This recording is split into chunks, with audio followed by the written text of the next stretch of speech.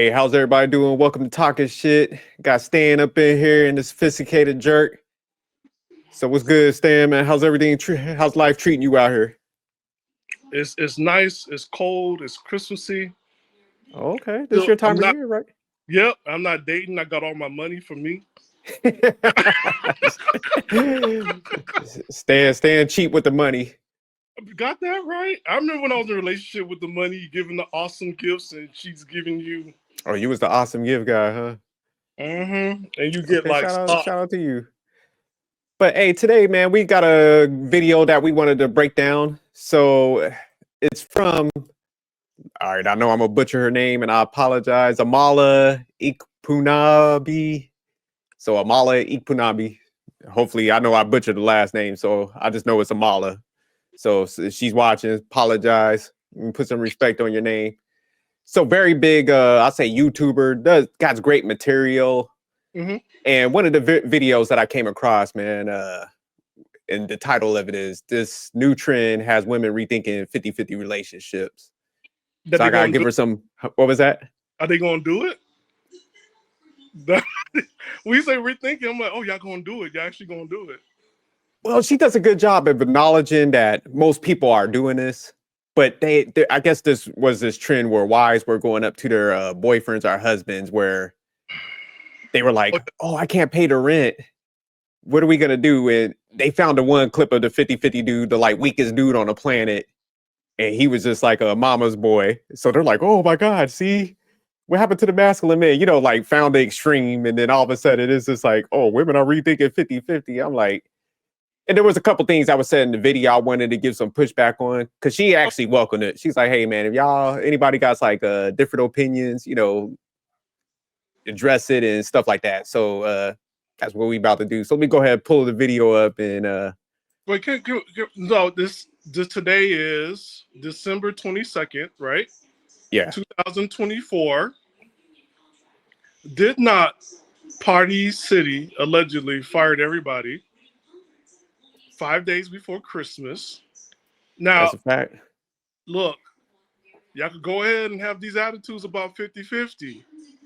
But if you already booed up, you would have that fat savings and could go eat, pray, love in the year 2025. I just, no attitude. Just think about it.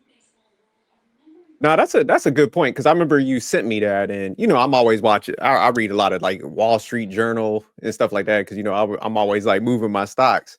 Mm-hmm. And man, just this past year alone, man, if you look how many like layoffs there were, and Pepsi, it's Coca-Cola, yeah, I know man. Silicon And Valley got hit pretty hard too. So yeah, it's oh yeah, becoming more common, with automation, AI, and different things, companies just trying to get leaner. There's a lot of people that's doing layoffs, and that, like you said, two incomes could definitely help because it's just like if both people are sitting there, you're splitting the cost and stuff, because first of all, me and my wife, we're 50-50 and both high earners, but we got a big buffer where say like something happened where either one of us could contribute to the rent. We both got a big enough savings where it wouldn't even be an issue. We're going to be operational, month to month. Like there ain't going to be no really no impact like that. So now that's a good point, Stan. And yeah, that's where people, I think nowadays it's just, I think the issue a lot of people have is like they still want to get stuff their way, man. It's almost like some little kid pouting type shit. It's just like, man, if we adults and we're we don't, I know at the age of like 17, I was like eager to become an adult. So, and it's funny because I was talking to a bunch of women about this topic and stuff, and a lot of the professional women that I work with, because I'll say 60% of my workforce is females, and a lot of the leadership that works with me because I'm in an executive role. So we'll talk about stuff like this, and they're like, man, I got a husband. He's a pretty good earner too. We're working together. They have no issues. So I think a lot of times is people just, like I said, they'll go to the extremes. They'll find people that I say are not operating good with each other. But there's a lot of high, I'll say, earning people that they're doing it because, they're hitting that top tier. And like you said, putting money away and stuff. And, like I said, topping off their 401k plans and just have excess of money now, are putting their kids into like private schools. So Yeah, that's why I think people need to start thinking about it differently, because it's just like I think there's a lot of people that's financially illiterate, and that's what's they're still stuck in that like I want instead of like damn what's best for the household, you know. And I know Yep. we discuss it all the time. What's good, Go ahead, M3? say it again so Bro, people just remember it. Yeah, yeah, no, that's why I do love these discussions because it's just like, man, nobody really gets what they want, especially when you're an adult. There's a responsibility to do what's best for the household. But I think people are still stuck in that, like, well, you know, a man should do everything for me and he should pay for everything. And it's like, man, we in a new day and age. Like, we don't need nobody staying at home to what? Load up the dishwasher, throw, Okay. throw some clothes in the washer dryer. Like, man, I can do that shit myself. It was funny because like me and my wife was talking about it. She had like a business trip. She had to go to like New Hampshire. So man, I cleaned the whole house because she was like trying to do stuff. I'm like, man, I got it, man, because I know you packing. So I timed everything, man. Dude, all the like chores in the house, it took me less than like 3 hours to do that shit. So, you know, it'd be like if I'm like looking at it traditionally, I would be keeping somebody at home instead of letting them use their brain and Excel to do like 3 hours of chores and, you know, whatever the cooking is every day. It's like, man, there's just too many modern conveniences. And I think there's a lot of guys like that just don't need that in their life anymore. So it's not to shit on like stay at home moms and stuff, but it's just like, man, I just don't need it. I got like one child. There's like people that got dual income, no kids. So it's just like, man, the times is changing. But I think a lot of females, even though they're not traditional, they're modern than a motherfucker. They still want the guys to be like stagnant and, you know, be traditional as far as the sense of like paying for the bills, you know, and stuff like that. So yeah, that's really what the dynamic is. Yeah. It's All right, always let me go. oh, my bad. Go ahead. Oh, go ahead, M3. No, it's always baffling, man. Whenever I hear these type of talking points, and to be honest with you, I just kind of feel like, man, it's just internet stuff. Like when I'm around with like, you know, my female friends or just like women in general, I don't hear them talk about these things. Like, oh, he got to pay for all my bills. He got to do this. He got to do that. Most of the time, like they rather like, you know, go with the independent route and pay for their own stuff. Now you do have some users that expect somebody, right, to like carry them, but those are like kind of like the, you know, average or below average type of women who are just delusional, you know, and they just say certain stuff because, you know, they just want to hear like a guy like me to put them in their place and put them in reality, you know. But besides that, I mean, like it's this is America, man. Like nobody don't have time to like try to, you know, go through the extra struggle. We're already struggling enough as it is. So to find a woman that will be, and it's more like the thought that we look for or the willingness to help support. So I'm for sure that most probably could really handle their own selves, but you have an additional partner in your hands. You will want for that partner to at least be ambitious for something, or at least to contribute to something. Otherwise, man, you're just paying for a roommate. Well, I think the issue, and I like I was telling what one of my female coworkers, because we were breaking down some of these topics and stuff because they be interested because we'll have this like thing at work where you know, we'll just take some downtime, like, and everybody we talk about TV shows, kind of like the let people escape from work a little bit. So we'll go up there, we'll have like different topics and stuff, and they're like, all right, James, what topics are y'all been discussing out there? So I was talking about this one, and they're like I said, these are high earning women that are married, have kids, and are still feminine, even though that they're working. You know, that undercuts a lot, like you were saying, M3, a lot of these online narratives. And they're like, man, what? Like how? You know, they're baffled by the topics because they're just like, man, I would never mistreat my husband or somebody, or you know, sit around pouting like a little kid because I got to work and contribute to my own house. You know, so I think you're right to a certain degree. I think like a lot of this stuff does fester online because yeah, when I think I talked to like 10 different females that like are working and contributing to the house, and they're like, why wouldn't I? Why would I like leave my husband just like slaving like that? What type of person would do that? So you know that's typically their response, where it's just like, Yeah. man, they were like, man, I wanted to use my brain and stuff. Like they're like, I got these degrees and stuff. I want to, you know, help out the house and contribute and, you know, help out strategically instead of, you know, like I said, just doing like being a dishwasher and stuff like that. So I mean, I think a lot of times when females are giving a lot of pushback, it's like, don't y'all want to like use y'all brain? Like you telling me you just want to be a glorified dishwasher, washer? Yeah, it's crazy, man. It's like, man, we see y'all get mad at us and say, hey, don't see us only for like sex and stuff like that. But y'all like stay trying to put yourselves in them boxes. But hey, let me go ahead and get to this video real quick, and we'll circle back and keep on breaking it down, because I'll stop it and we'll break it down. It's good, Wally. There's a new trend circulating online where women are going up to their significant others and saying, honey, I do not have the money to pay the mortgage, the rent, the bills this month. And it's creating a lot of discourse online. And it's sort of become a new relationship test to see whether or not you should leave your man. And people online have much to say about whether or not women should be in traditional relationships where the man provides, or the new 50-50 that seems to be the norm these days. Let's talk about it. Yeah, you better. Yeah, you better. Guys, before we get into today's video, please like and subscribe. Yes, we're going to be looking into this new relationship test where you go up to your hubby or your boyfriend and say, I don't have the money to pay the mortgage or rent. We're going to start with a 50-50 couple, meaning they split their finances 50-50. Now, this couple is getting a lot of heat on the internet. They are telling this woman to leave her husband because of her response to this trend. Hey, babe. Babe. Yeah. Hey, sorry. Listen, I know we both have to go to work here in a minute, but I just needed to tell you that with everything and how busy it's all been, that we're not going to be able to, I'm not going to be able to pay the rent this month. Well, Like, just Black Friday, all the holiday shopping, Christmas, like, I don't know what to do. babe, I love you, but I don't even know who we pay our rent to. Oh, no. Yeah, I You don't get know. like an extension, or I don't really know, to be honest with you. Yeah, I don't know. I mean, I can call them and see, but like, what do we do if like we can't pay the rent? I don't know. Like, they have a grace period. We're still okay, but like, I think we get a late fee. Do you know? Yeah, so I know we get like a late fee if it's paid after, I think, like the 5th or the 6th.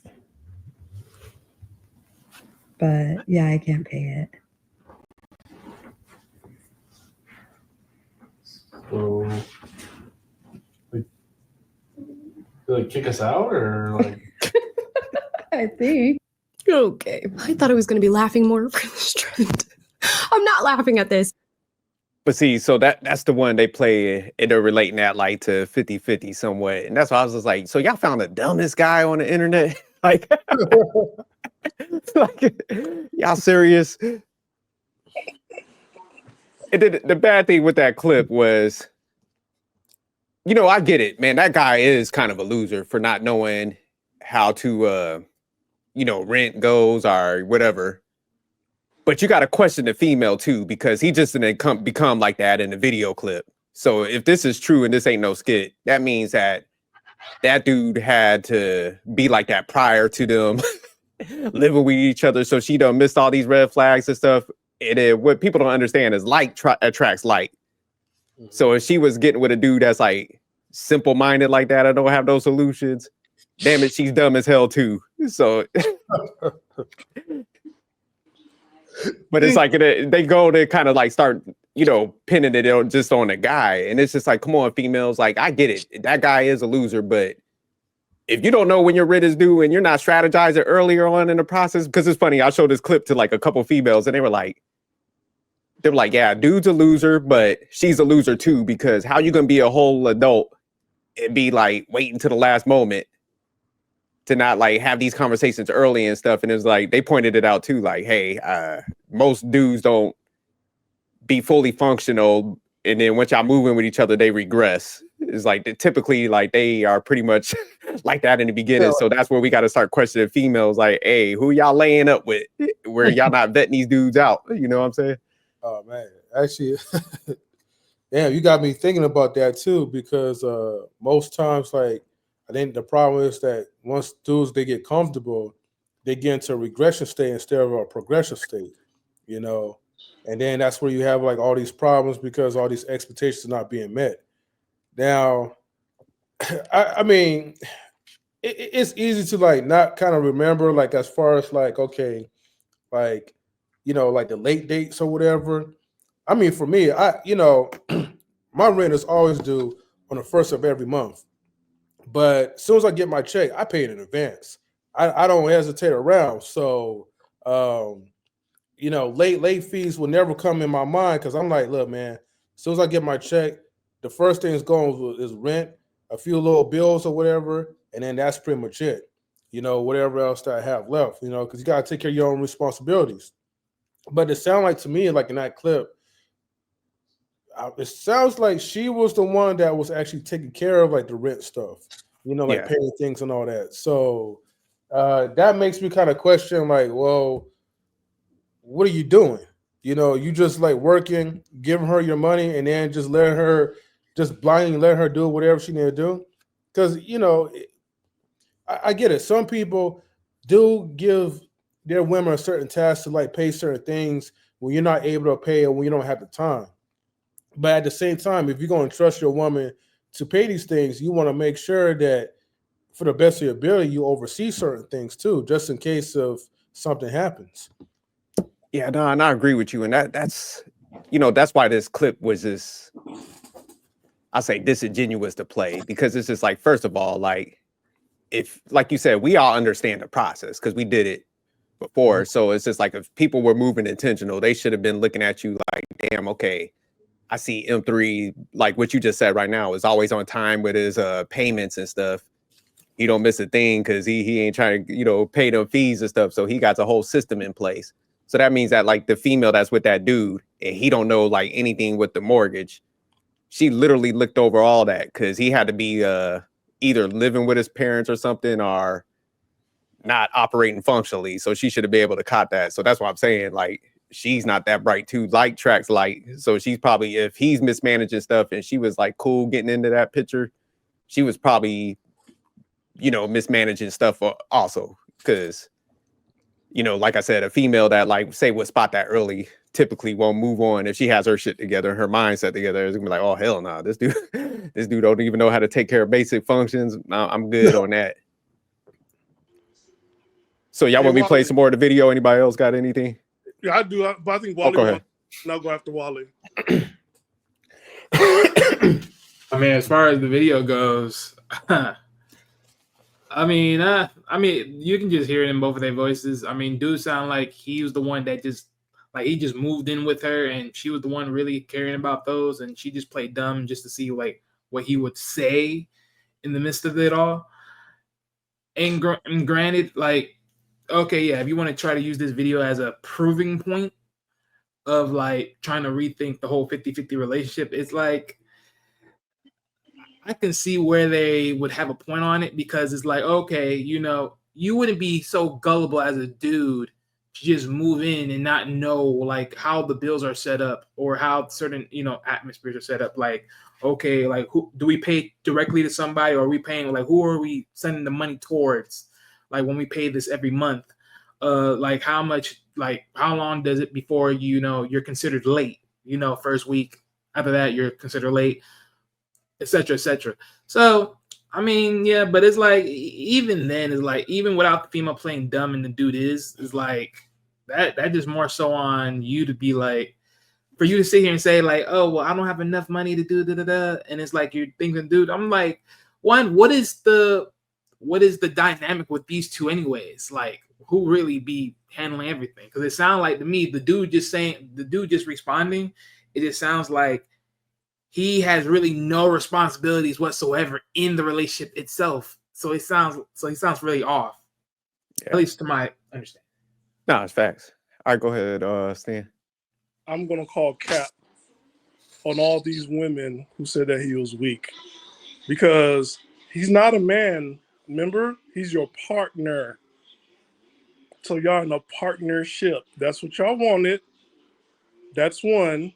So you went ahead and told your partner that you didn't have your share of the rent at the last minute. That's financial abuse. So now that's not your partner. Who did his part? He did his part. No, because we're gonna keep it modern. I don't know what old fashioned is. Because first of all, I'm black. I came from the islands. My people came from the islands. Everybody worked. Even the chickens work. The chickens and the coconuts, they all worked. And the mermaids, they all worked. So everybody worked. Even the sun, the waves, everybody had to go to work. The winds, everybody worked. So like and she said it. I spent a lot on Christmas. Excuse me? What does that mean? What that had to do with the rent money? You knew there was a budget. You stressing out your partner. This is abuse. I have to call it out. On call Cap, you don't call him weak. No, women. This is modern day. We've been modern for a long time. We live in the Jetsons era. We've been this way forever. So no, this is your partner. You stressing your partner out is not fair. Your response to everything, you laughing and giggling because you know you're wrong. That's a fear response. And you're abusing him. And he's asking you questions. You know why? Because one thing about white men, they good at counting their money. You talking about Scrooge McDuck, they'll count their money, they live in that budget. They'll eat beans for the rest of their life. You ain't gonna get them to spend money on junk. So he's looking at you, he asking you questions. Because like, do you know what time it is? Do you know who I am? Do you know where we are? You better leave George alone. George is gonna leave you and get with a senorita. or LaQuinta. He'll be with LaQuinta real quick. And Stan, you kind of so Stan going all the way with the modern stuff, but also, man, why he might be confused because like what M3 was saying, he never been in that position before where he been late. No, because that's what I'm saying. He did his part. Because I was just thinking about it. I'm like, damn, I probably would have some questions because I ain't never been in I'm always like M3, I'm paying in advance. So it's just like I've never been late on anything. So it's like, man, all of a sudden, like I gave you some, like you said, some tasks and some responsibilities. You fucking it up. Like, what, man, I ain't never been in this boat before. Yeah, even my car note, they're like, hey, why you keep on sending this money? I want to pay you off. That's why I keep on sending you money. yeah, no, thanks. Yeah. But hey, let me get back to the video real quick because she's gonna finish it out and then we'll circle back. Okay. You know what? I got to be honest. 50-50 is what a lot of couples have to do these days, especially in this economy. So a lot of women have no choice but to be in 50-50 relationships, even if that's not what they want. With that being said, if you're going to be in a 50-50 relationship, maybe the man should have some solutions. It's not really the financial dynamic. It's more the attitude that he's bringing to this new problem that they're both experiencing or this fictitious problem. I would prefer he stand up and go, okay, I wasn't ready for this issue to pop up, but I got to figure out what I'm going to do about this. And I got to figure out how we're going to cross our T's and dot our I's. And I'm going to get up and have some solutions here. Instead, he's saying, I don't know who we pay our rent to or how we pay the rent. I don't know what happens if we come up with a late rent payment. I don't know what to do in response to this, and sort of throws the problem back onto her, which for me doesn't really work. It's not very masculine. I'm going to need some solutions. And trust, this couple is already getting enough heat online, so I don't want to necessarily add to that. People are commenting up a storm. So, all right. It works because you caused it. He putting it right on you.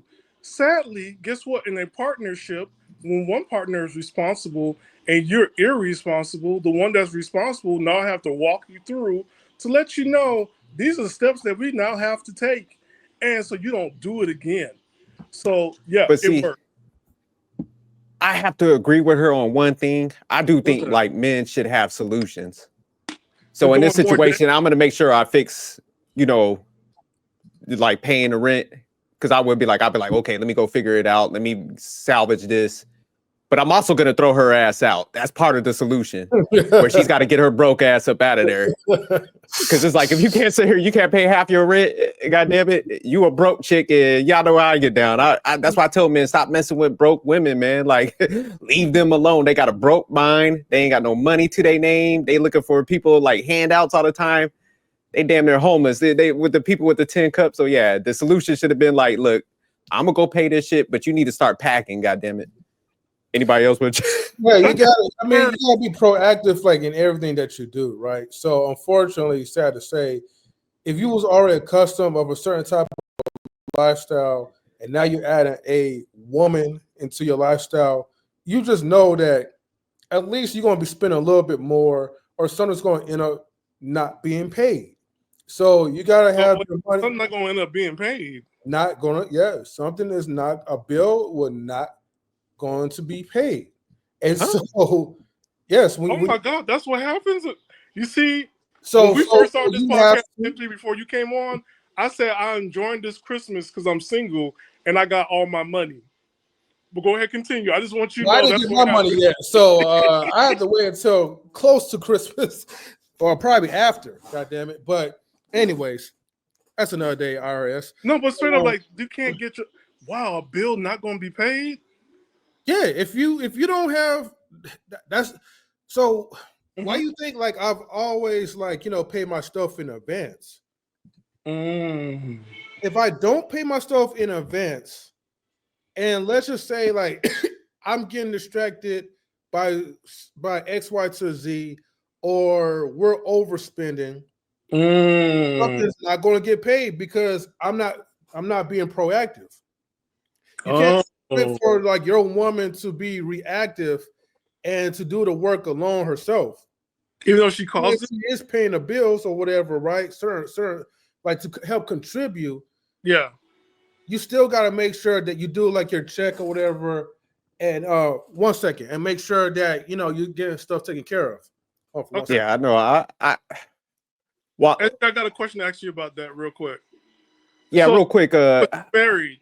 Oh, go ahead. When he comes back, because he was married, but like, even if she calls, like I had to kill some. That's like your responsibility. Say again. Even if your wife or girlfriend or partner caused this deficiency in the relationship, the financial deficiency, like she don't have a responsibility to fix it, or your partner or him is for the person that caused this, they have no responsibility themselves to repair it at all.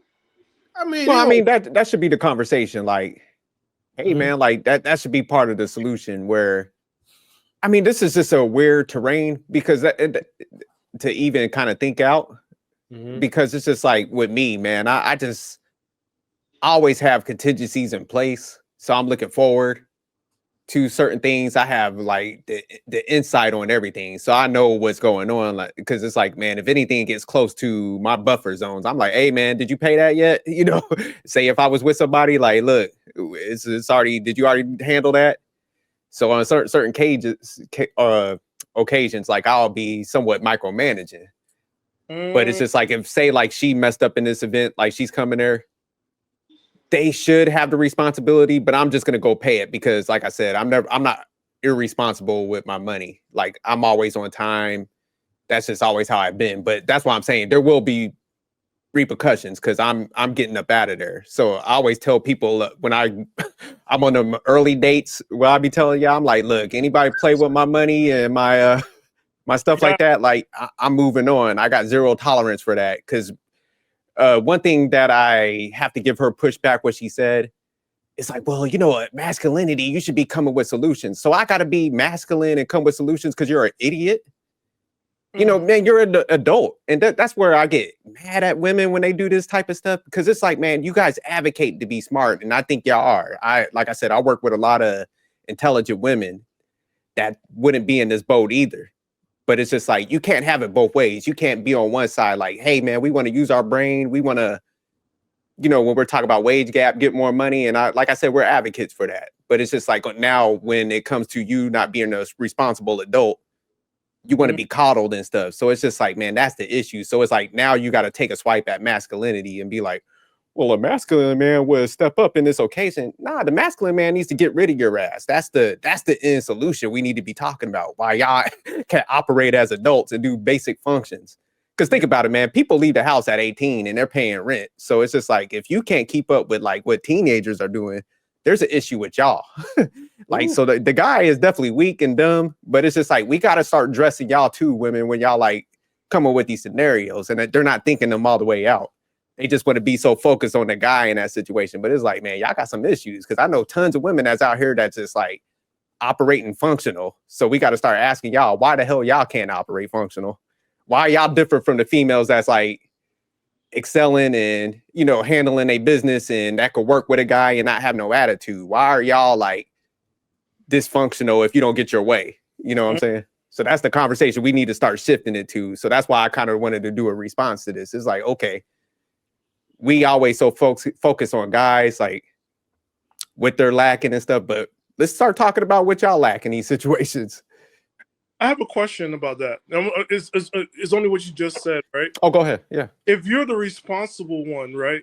Could it be, and I'm going to say partner on this one because we're modern times, the partner is manipulating the situation because they know that you have it. They know that SJ, M3, and Wally saved their money. SJ, M3, Wally did not buy new shoes, and I bought 3 pair of shoes, did not go to brunch. I went ahead and I went to 3 brunches this month that cost me $700. You know what I'm saying? But wouldn't that partner is kind of manipulating the situation because they counted your pocket and they know that you have it, and because you're in this relationship, and if you love me, you will do it for me. Oh, absolutely. It's manipulation to the highest degree. And even using a masculinity thing. Well, if you guys are not masculine, if you don't come with the solution to fix up my like you said, manipulation and idiocy. That's even a word. So it's all manipulation. And that's why that's why I always push what I push. I'm like, guys, stop messing with women like this. Only mess with women that's willing to invest in you. Because it's like a protection mechanism. Because like what you were laying out, Stan, they know that typically the guy is going to end up breaking. So it's just like, hey, let me go do my bad habits. And when shit goes wrong, oh, now I want the leader. Like don't be, if you're a leader before that situation blows up, you're controlling. But now, like when it blows up, like, oh, come fix it and stuff like that. And we typically guys are going to handle the business. Even me in that situation, I'm going to be like, I'm going to fix this, but I'm going to take it a step further and get rid of you too. And that's where guys need to start doing, because it's just like, and that's what's happening. Because towards the end, she starts asking the question like, she's like kind of do the comparison to men in America to like Russians and stuff like, oh, well, 50-50 guys ain't that masculine. It's like, nah, they're masculine. They're just not dumb anymore. So I think that's the confusion a lot of women are having. They're like, they never ask the question why guys want to go 50-50. So in their mind, they're like, they're just not masculine. But they don't understand. Guys want to go 50-50 because women, honestly, if they asked a question to guys and actually wanted to get their insight, men just are starting to see women as bad investments. And that's the reality. So 50-50 is kind of like if... Wait, no, it just is, because what you laid out, that's typically what happens. And then they file for, they leave relationships. So then they'll go and they'll, huh? That was deep. Because that's just let me finish this point real quick and I'll toss it to Wally and M3. But so guys are starting to see them as bad investments because it's like they will leave if they're not happy. Even if guys are typically traditional, we done seen them get left and get taken to the cleaners. So nowadays, most guys, if you talk to them, they done seen about like 2 to 3 people that they know, whether it's a cousin, friend, brother, or whoever, that got like took it to the cleaners. And, some woman done utilized the legal system to that degree to like get something from those guys. So we're like starting to talk and compare notes, and we're looking at it like, this is, they all end up in this bad way, whether it's traditional, modern. So why don't we start making them invest into the relationship? So it's kind of like if you look at when you go rent a apartment or a house, and you got to pay the security deposit. Because it's like, hey, if anything doesn't work out or you destroy something, it's like, man, look, we just got to keep that and we'll fix it with that money. That's what guys are doing the 50-50 for. So if women, y'all don't understand, it's like y'all put yourself in so much of a territory with all your demands and entitlement that guys are starting to look at y'all as a bad investment. So that's where the 50-50 comes in. It's like I said, it's like doing that rental. We're using that as like a security deposit. It's like, okay, well, if they typically leave and we got a 50% divorce rate, you know what? You could take what you contribute instead of treating a relationship like a business and you get that golden parachute. It's like, oh, whenever I'm happy, I'm just going to leave and bounce and take half. And then I didn't put nothing financially. So guys are just waking up and getting smarter. So they're looking at it like, oh, they're not masculine. It's like, no, guys are just not stupid anymore. But y'all jump in. Go ahead, 3. I mean, No, I mean, you guys pretty much just said like a whole like mouthful, right? And I think the greatest thing about being a man is that you're forced to adapt to everything in life. And when you're forced to adapt, it's like things that women will crack at, like we just deal with it. So, just the whole 50-50 situation, or having to take care of someone else's like fuck ups or whatever, right? Unfortunately, it's a part of us that we're used to like to try to be like proactive or handle things at a reactive type of state. But by the end of the day, you know, like Jerk said, man, you can't be fooling around with broke women because they do have Leave a them different alone. type of mindset versus someone who's actually trying to build. So, I mean, personally, I'm gonna miss those times as far as being married to to a person who had that type of mindset. Even some, and here's the thing, um, we also gotta be okay and also be open to admit that we also make our mistakes as well too, though. No, facts. Yeah. And like we're not gonna always do things like perfectly. We're not gonna always like, you know, be up to par like in our leadership. Yeah. But the beautiful part is that when you're with a partner, right, that can still help assist, right, and at least make your life a little bit more easier, right? That's where I feel like 50-50 definitely comes into play of things. So yeah, it's okay. Like if you want to take care of most of the things yourself, but if you're gonna do that, make sure that woman on her end is doing that same amount of work or putting your resources together into something that's going to be building to generate more income. Yeah, So, facts. Hey, Wally, you want to jump in? why There don't was a believe in 50-50? there was a clip that Stan just sent me. Oh, go ahead, Wally. Oh, you hear me? Yeah, we can hear you now. Nah. I was just gonna say, yeah. I was just gonna say real quick because I actually got to go.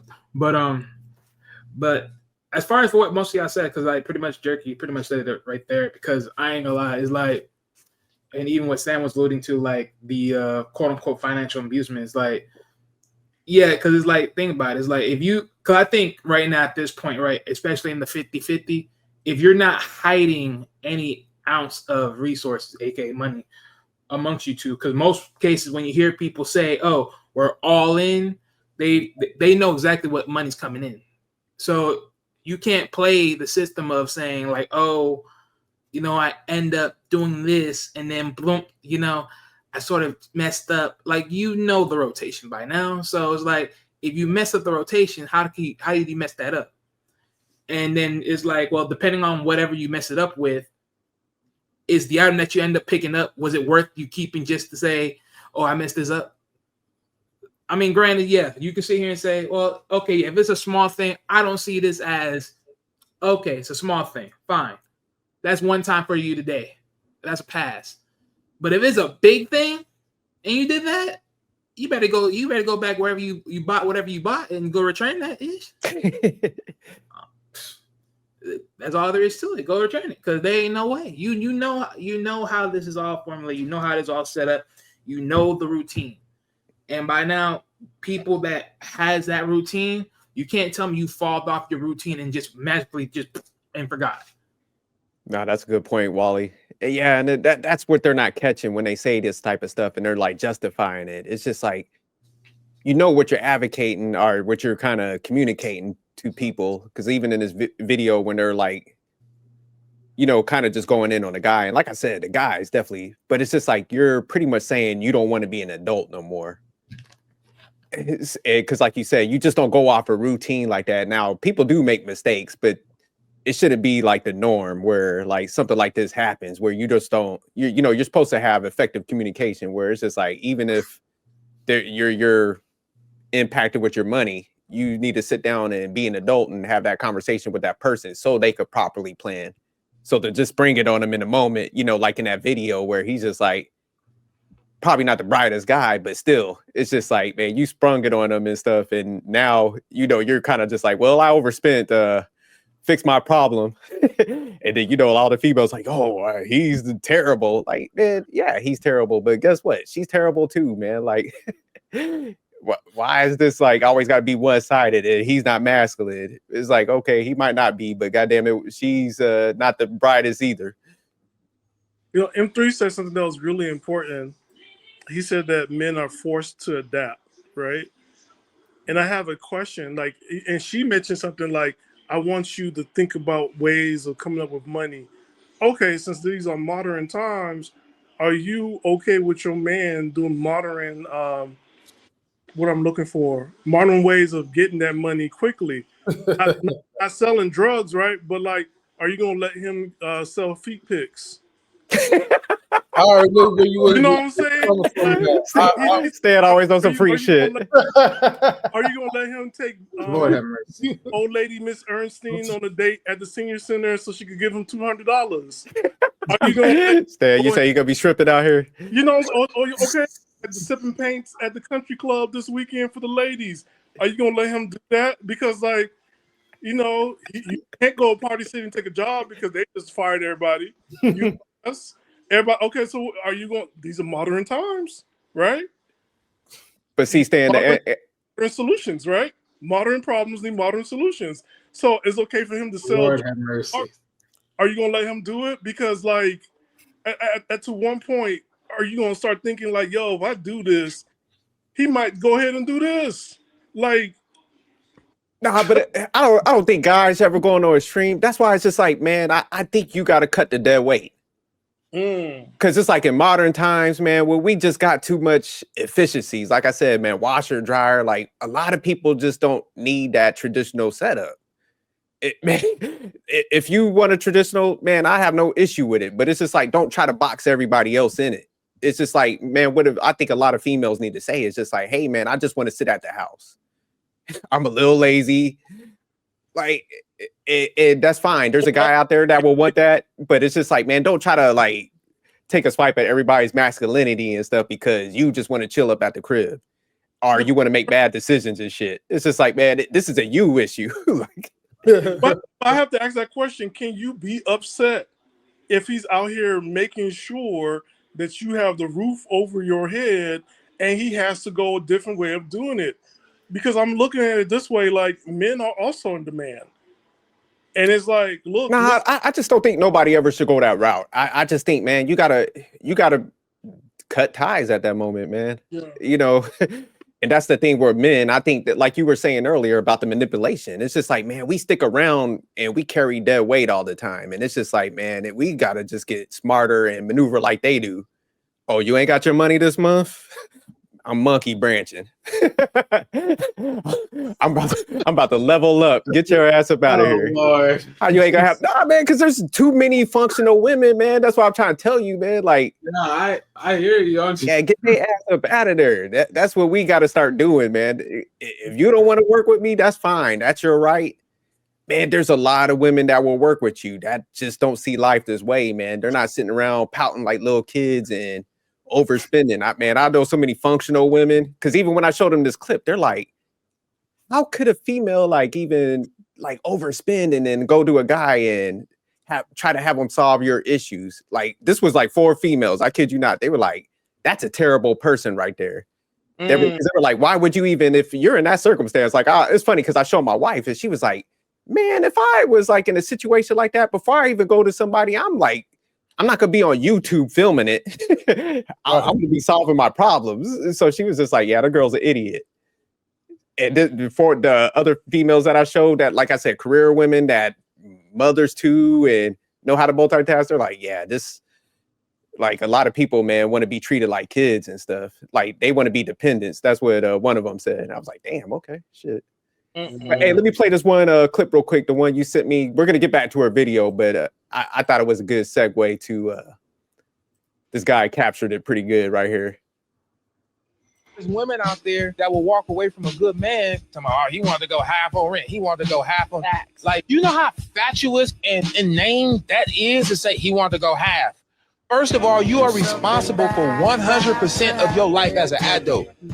100% of your problems, 100% of your bills, 100% of your stress, and you mean to tell me you had a man right there like, I'll take half of that. And you was like, that ain't good enough. I want you to take it all. I don't want to have no responsibility as an adult. And that is financial abuse, and that is feminine manipulation and abuse. There's women out.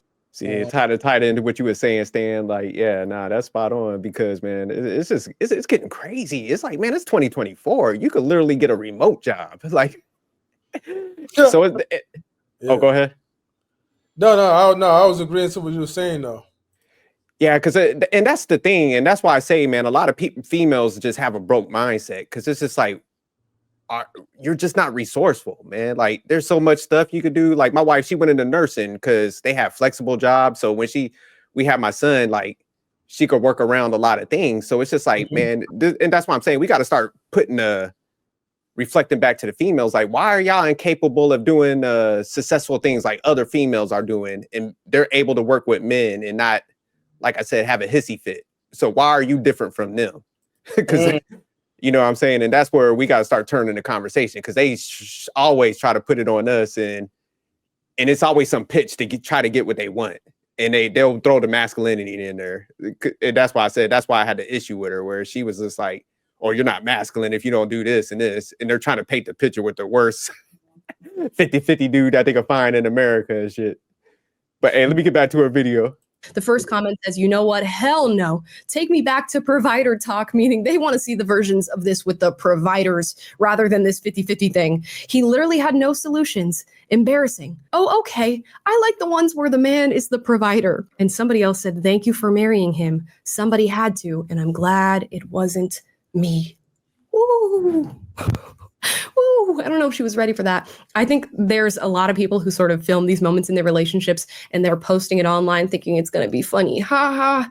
And then it doesn't end up being funny at all. I wish her well. And you know what? We're just seeing a small sliver of their relationship. I'm sure they have a good, fun dynamic going on, and hopefully she is happy where she is. But I think, like the comment suggests, we're going to move on to the provider relationships and see what the difference is. Hey, babe. So I checked my account today, and Your account? yeah, and I'm not going to be able to pay the mortgage this month. Well, you're not gonna what? I'm not going to be able to pay the mortgage this month. Well, hell, you don't ever pay the fucking mortgage anyway. Well. I'm just going to let you know that I can't pay it this month. Oh, thanks for letting me know. I like that. There's a good. And this is the sad thing. Like, if you didn't catch it, he looked kind of like, you worthless. He's like, when have you ever done anything? Like, yeah. So that was funny. You know what? This is a slap in the face to actual couples that's going through it right now, and they're struggling. And you're kind of like throwing it in their face that you don't have to go through that, which is not fair to other people. I wish people would like have more thoughts to that. Like, yo, like, you're not paying rent now or mortgage now, but you also don't know how this world operates. So if something happens to this man, do you know who you pay the mortgage to? Do you know the accounts? Do you know they take direct deposit or direct payment, or do you know any of this function? I remember Iana Fix My Life had a segment with somebody who married into the Jackson family, like the Jackson 5 family. Mm-hmm. And this woman wanted to be treated as a Jackson royalty, but she was on a budget and everything else. And she didn't like it, and she didn't want to go to work. She wanted nannies. Mind you, the kids are 10 and 12, allegedly. And Iana had to like slap her hands on the table, and she said, that's a high grand privilege to not know how money is being made and spent in your own household. You need to go to work. Yeah, the issue with a lot of these clips, Stan, like you're saying, there's that population that they're working with each other because they're struggling. Like I said, you had a 50-50, kind of like me and my wife, where I could pay for everything, but we were just so financially literate. We're just like, man, we could like pay down debt way faster and make our money work for us. And there's a lot of couples around us that operate the same way. So it's not really as far-fetched as what people think. They're just really not in professional settings and work around like I guess like corporate people that are in like C-suites. Because yeah, all of me and my wife are literally like, she's in the healthcare industry and I'm in my industry that I'm in. And like I said, a lot of my on the executive leadership team with me, females married to guys that's work, and man, they're killing it. You know, same thing with my wife on her side. Like you'll see a CFO married to a physician, you'll see a doctor married to like a director of something within these hospitals and stuff. So people are just equally getting with people that they're equally yoked with, and they're looking at it like, shoot, we stack our bread, or we invest, man, we retire early. So it's becoming more common. But like you said, people would paint these dynamics and forget about the people that, you know, need to do it to a certain degree. And she did acknowledge that at one earlier, like, hey, this is the norm. But, you know, even in these cases, because, you know, like I told you, I help a lot of people with their finances. Mm-hmm. And even when a guy's doing provider stuff, he might be making like a better salary. But man, I'm telling you, when I'm looking at people's finances, because a lot of people been hitting me up since I've been breaking it down. And I'm just like, most people ain't put enough money away for two people in retirement. Because, you know, the top years off, to get to like $1 million and above, you're going to have to put away like $23,000 a year. So in a lot of these cases, people are like, okay, well, I got enough salary, I'm paying for everything. But for two people to retire comfortably, you're probably going to have to put away $40,000 and above. And most people, you know, you can't do that unless you're making an outrageous amount. So most people, even though they might be doing it, they're not checking on the retirement. You know, they're not talking to financial people. So, you know, like one couple, he came to me and he was like, hey, man, I heard you talking about the retirement. He was like, man, I never thought about it, because he was like, I always just put away money for like one person.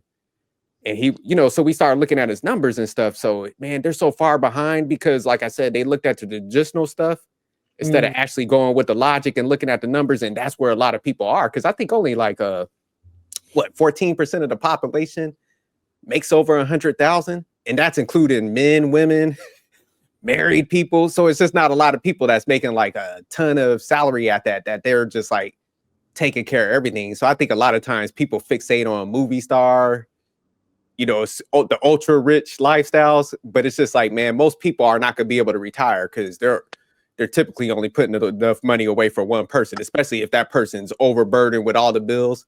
So then you have the wife, when they get to retirement, you see a lot of people now, like what they call it, the retirement crisis, where a lot of the older people have to go back to work in their later years because they just don't have enough money. They're outliving their retirements. So this is what I'm saying. People are so financially illiterate to be like, you know, damn, let me go talk to a financial person. And that's why I push the 50-50 hard, because I'm like, I get it. Y'all want to sit at the house.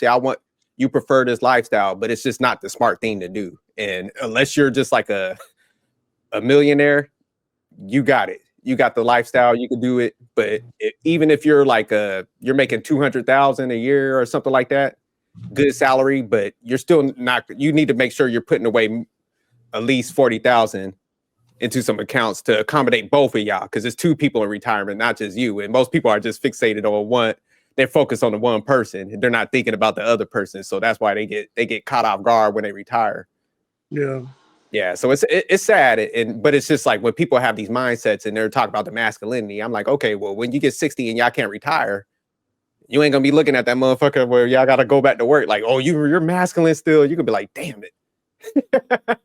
You know, so that's the sad thing is, but that's why I push it hard, because I'm just like, I get irritated sometimes, because sometimes I don't even like talk about the 50-50 stuff, but I just know people ain't looking at the depths of it. Like, damn, okay, if my husband's overburdened and he's paying for everything and I'm not working, okay, is he putting enough away for retirement for two people? Are we going to outlive? How much can we take out monthly if, you know, he can't top off his 401k plan? So you look at it, man, most people, because typically when you're in retirement, you're only getting a fraction of your money anyways. So say like, even if you're making 100,000, you're probably only going to get like around between 30 and 40,000 annually when in retirement. And because they're talking about Social Security ain't going to be there. So then that's got to stretch for two people. if you're the only single provider. So that's what I'm saying. And Yeah, inflation's going up. You got medicine. You can be out there struggling. So that's why a lot of people have to go back to work because they're not thinking this shit out. Yeah. I was gonna say, even within that, while you're retired, and you also got to divide that and put that into savings, because you might outlive the other partner, and you still want them to have a little bit of cushion. Yeah, or you want to pass money on to your kids. So that's why a lot of people can't pass like generational wealth because it's just like you're exhausted. And then, you know, like if you get one healthcare incident, that wipes out the most people. That's like the biggest thing where people are filing bankruptcy for. So that's why I said, that's why I push it, man, because I'm just trying to get people to refocus on it. Because it's just like, hey, if both people work, you top off your retirements, man, you can retire early and you're going to actually be in retirement versus like your whole life collapsing because of one minor thing that goes wrong. But let me get back to the video. The energy about that. And, you know, we're just comparing, you know, two separate videos. There's a lot within these relationships that we're not seeing, but there does seem to be a certain comfortability there. And of course, you know, it's hard for him to believe considering she's never paid the mortgage in the first place. But it's interesting to just watch a man go full force and say, what are you talking about? You don't even pay a mortgage. Let's watch another one while we're on provider talk. Babe, I can't pay the mortgage this month. What? I can't pay the mortgage this month. I'm so sorry. Do we have another house? No. What mortgage are you paying? I just can't pay it. Why would you pay the mortgage? I just thought I'd help, but I can't. Help with what? The mortgage. I can't pay it. When do you ever pay the mortgage? I thought I'd start. Why? To help you. Like to buy a second house? No, this house. The one we live in? Yeah. Oh, man, confused. Why did you pay for the house we live in? Because I live here. I want to help. No, you live here. You don't pay for it. Ooh, Yeah, but okay. I wanted to help you. No help necessary. You do more than enough with this, that, and that. Yeah, but you help a lot too. So I wanted to help you. Yeah, but this is my job.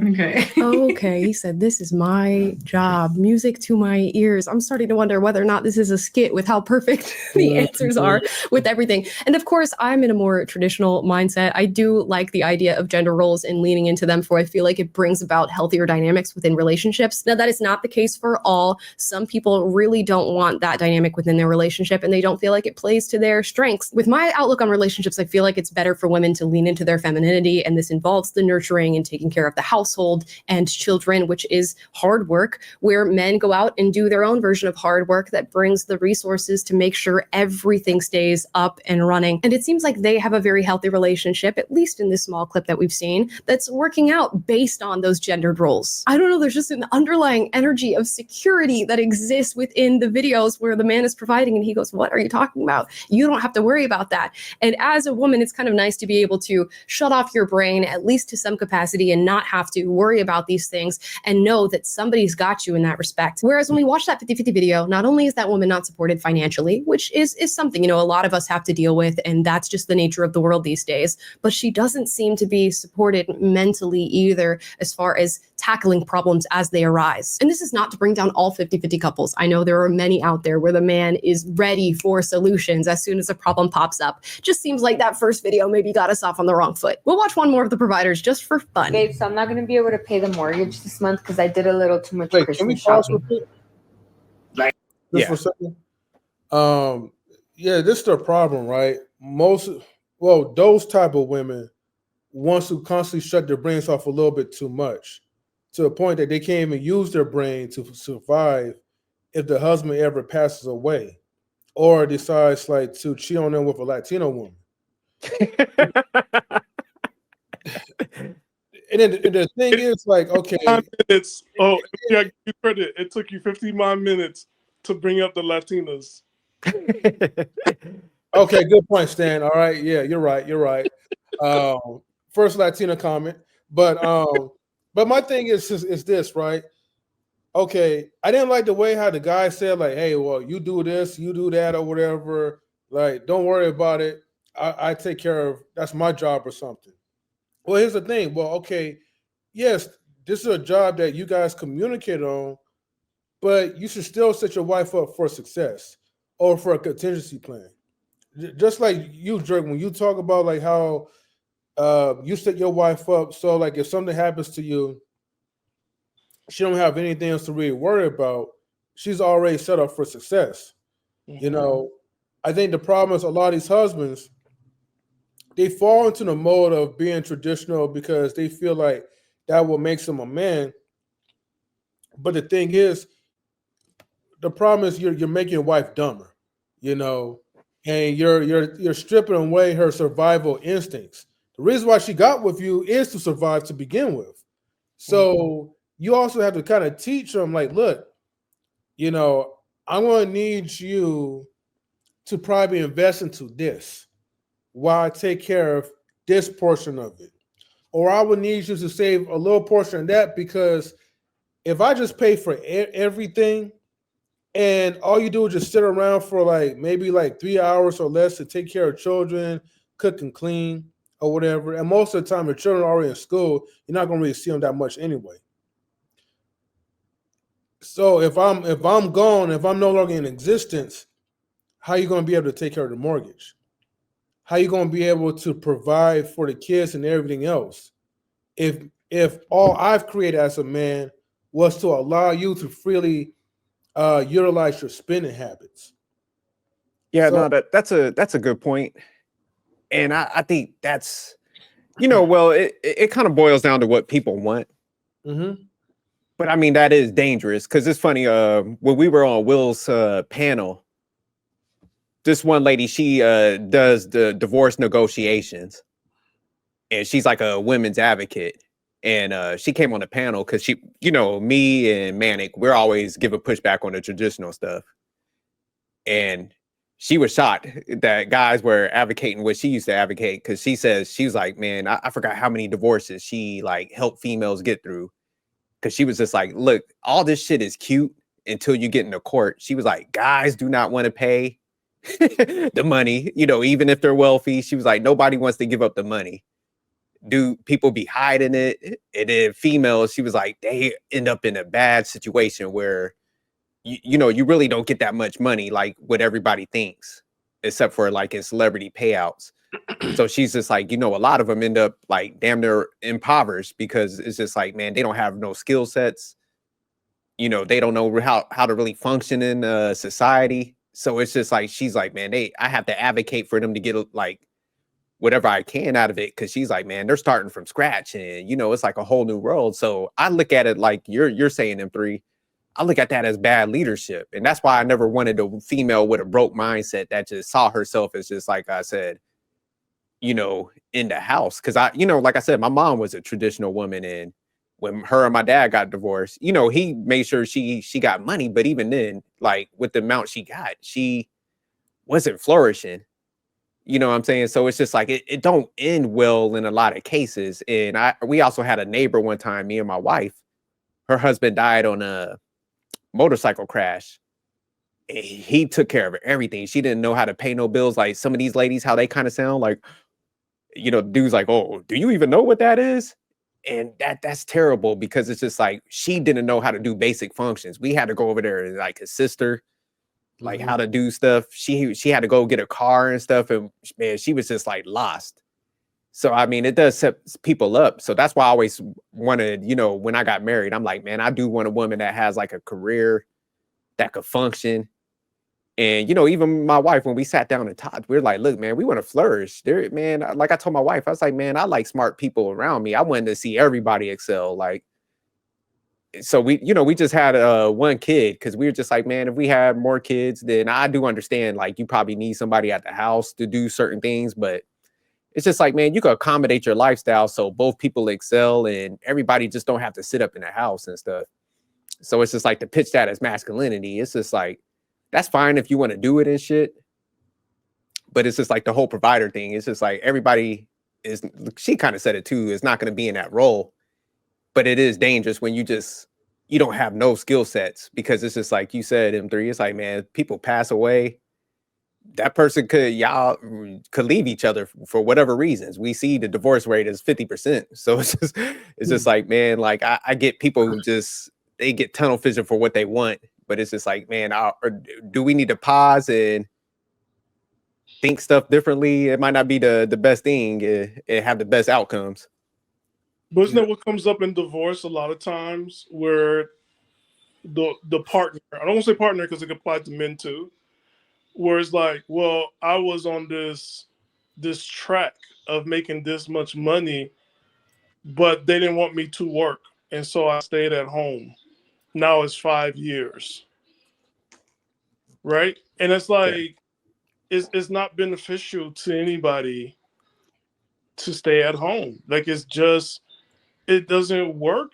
But you know what? If you guys want to go back to the good old days, well, guess what that meant? That means you're gonna have to live on a budget.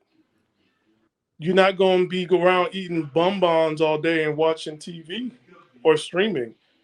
It's you do know that times have changed.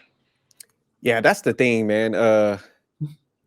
When women pitch that, they want dudes to pay for everything. They don't factor in that we do a lot more like luxury stuff, trips, the cars, the internet, the cable package. Back in the day, like I said, when I grew up, we didn't have all that. We had like no cell phone plans. So you're probably like erasing 1,500 to 2,000 extra costs that we got to pay nowadays as form of entertainment. We wasn't doing happy hours and eating out 3 to 4 days a week. So like a lot of times when females are like, I want the provider, they never want to focus on what they probably have to sacrifice to get with that guy that could provide all that. Because it's just like I said, unless you're making an outrageous salary, you can't accommodate all that with putting away enough money for 2 people in retirement. So that's why I said, typically, when you look at these people's budget, and that's one thing people need to start saying, like, if you probably pulled like the budget and the retirement plans for these 3 couples, they probably so far behind. And if they got with a financial person, they're probably like, man, y'all got to catch up. So that's the flip side. When we looking at clips, you're not seeing the financial implications of people doing this stuff. Because once they get with that financial person, be like, look, y'all retirement only gonna last you like 10 years. They can be like, oh shit, because that's the information I have to give people. I'm like, damn, like what age do y'all retire? Okay, here's the life expectancy. Like, man, your shit gonna run out in like 9 years. It's the saddest thing. You see people's faces light up, and that's what people just ain't talking to. No financial, they're financially illiterate. So everybody's operating off of once. And that's where they get trapped up. And also I want to point out again, like, this is like these videos, like she said, this is why I like this provider, but I'm like, yo, it's misleading, because now, which one do you want? You want modern, and women are modern age, and men need to be all this other stuff, be providers. But then when we looking at reports, and you going on and you look on TikTok and you go to IG, there are women sleeping in their cars crying because they can't afford this life. They've been going on these trips, coming back, you're homeless. Paying for all these damn brunches, you're homeless, and you're still sleeping in your car. There's a reality there. And like you said, SJ, like, the husband passed away and you don't know what to do. And then next month you're sleeping in your car in the neighborhood because that's all you ever known is this neighborhood. And a lot of times when people are homeless in your neighborhood, they probably stayed in your neighborhood, and that's what they trust is the neighborhood. Even though they can't stay there anymore, they'll rather be homeless there because that's where they feel safe at. So I don't like these type of videos because it just shows a very misleading picture of what relationships are today, because this is not real. Well, Stan, the issue with these videos, man, it's just, like I said, it's disingenuous, because it's just like, man, a lot of them just want to be at the house, man. And it's in guise of like, oh man, I'm gonna take care of the home. Cause like I said, it's just like, honestly, there's not that much shit to really do. And when you think about it, like, as kids, we all did chores. So we know, like, loading up the wash machine, washing clothes, sweeping and mopping the floor is not that damn hard, where I need like somebody to be at the house. But cool, if y'all think that's what you need, that's what y'all, but just hold on. So it's just like when they're pitching it, man, it's just coming from a self-centered place. It's just like they want it, but it's just like they can't come out and say like, hey, I just want to sit at the house and be chilling.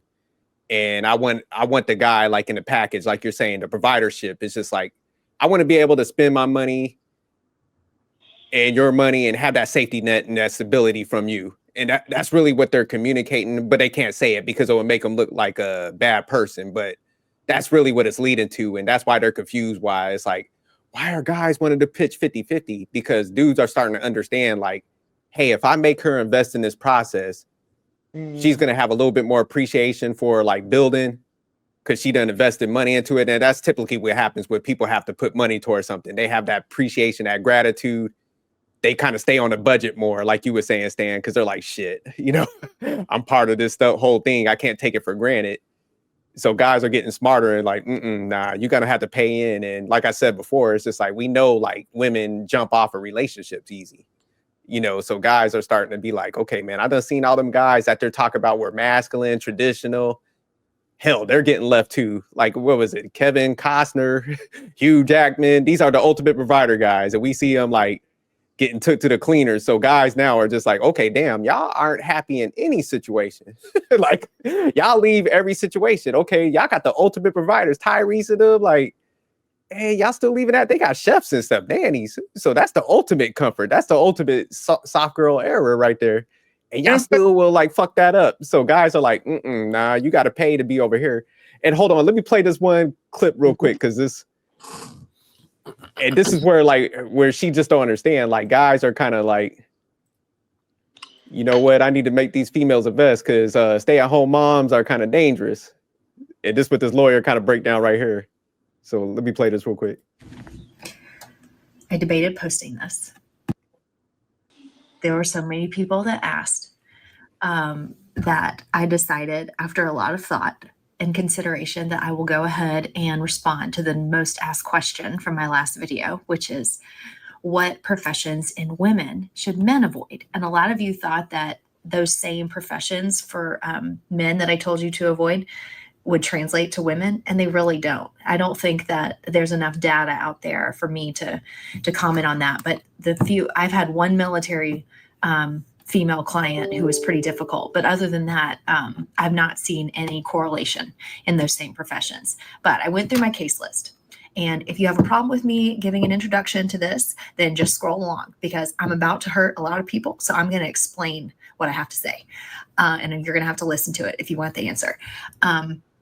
I went through my case list, and there's about 60 cases on my case list. And there are some common professions that I see in women. The most common one that I see is teacher. The second most common is nurse. But those cases are not cases where the female is really difficult or litigious or anything like that. They're just kind of run-of-the-mill cases. The most common profession that I see in the female parties in my divorces, and this is over 13 years of cases. Oh my God, I'm so nervous, is stay-at-home mom. Hate me. I know y'all are going to hate me, but let me explain why. Number one, when you're divorcing a stay-at-home mom, they are paralyzed with fear, and rightfully so, because their whole life is going to change. They are going to have to go back to the workforce.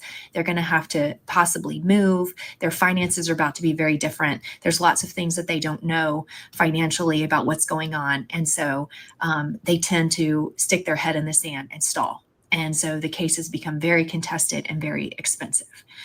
The second reason that I see that stay-at-home moms end up being the most common profession in a divorce is that I think there's a tendency, and this is completely my opinion, just based on my observations, they tend to focus so much on the children, and the husband focuses so much on career that first of all, they don't feel appreciated by one another. But the husband starts feeling like an ATM, and the wife becomes completely focused on the children, and they tend to grow apart. So I think that's why it's the most common. That's not hate, just an observation. It's probably my last TikTok. So see ya. Wow. That's the thing. Oh, what was that?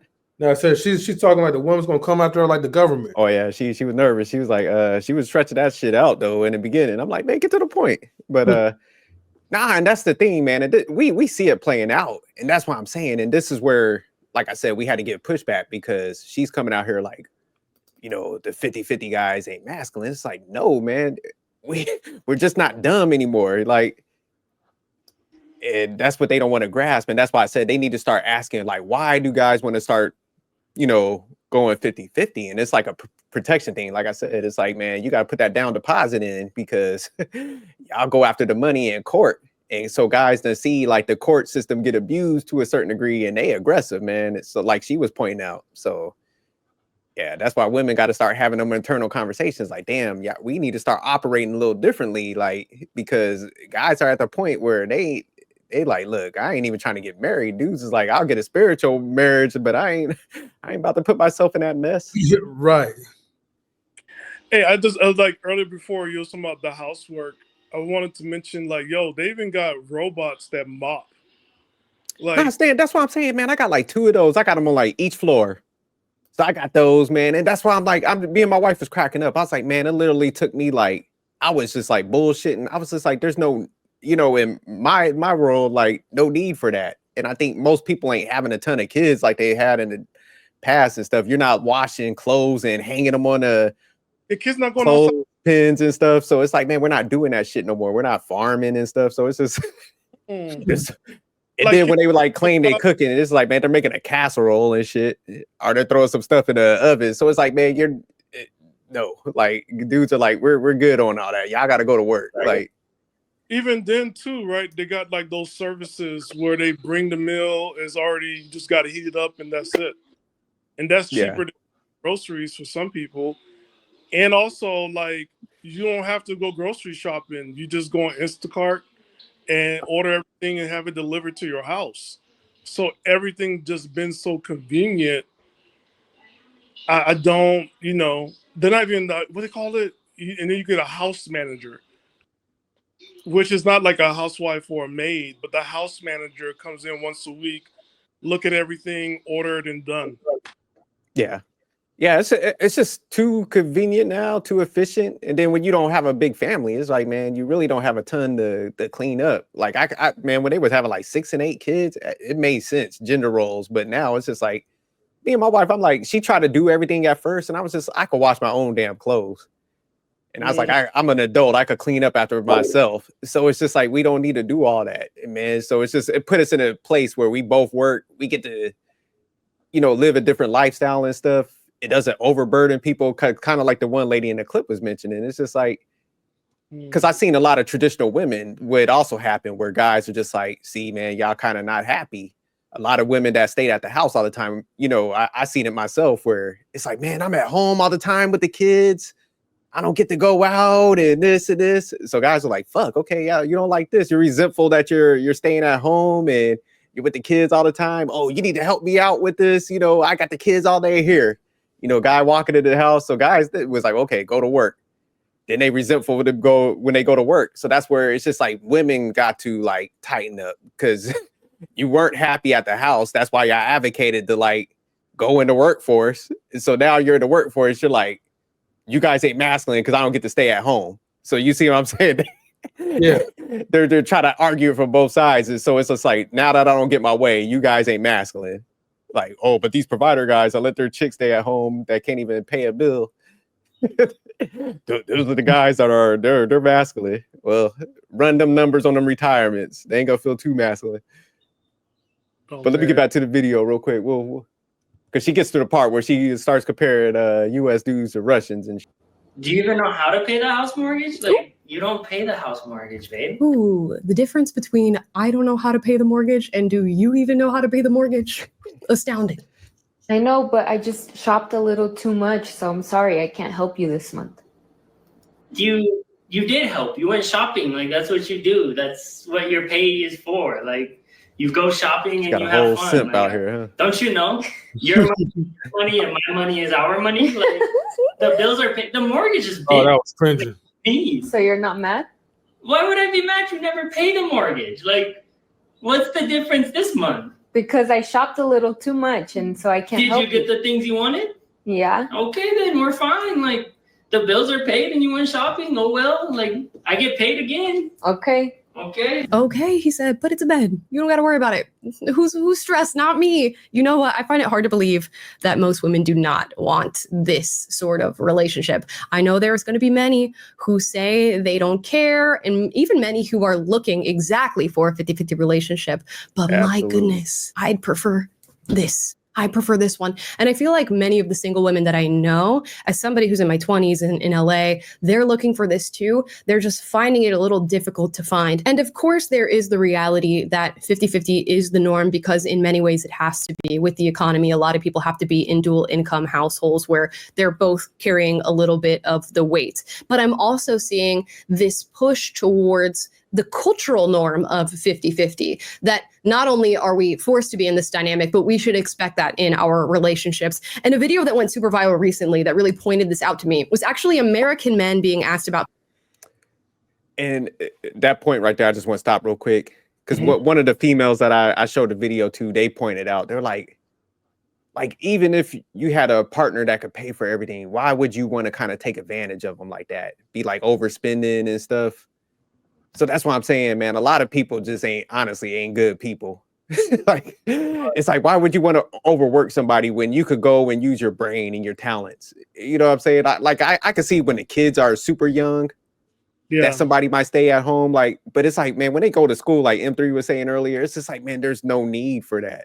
So, you know, you got to be a type of person where it's just like, you know what, I'm cool with that person just like burning out when I could go use my brain. Like I said, there's so many like flexible jobs out here. And so that's what one of the females, it's like, I could have sit there and just let my husband that I'm supposed to be like married to, and I took this commitment with, like, just burn out like that when I could go out there, you know, make some money. And then now we could like invest and pay down debt faster. And that was another thing I wanted to mention. Like, you look at most households, most people are straddled with debt. So even like, say like you got a 30-year loan on your house and the dude's paying all the bills. It's just like, man, if you pay on that for like 30 years, you're paying like damn near $700,000 to $1 million all together. So it's just like, if you were smart, you know, if the other person worked, say you didn't need that money and you just dumped that on the house and paid it off in 10 years, you're going to save yourself like $500,000.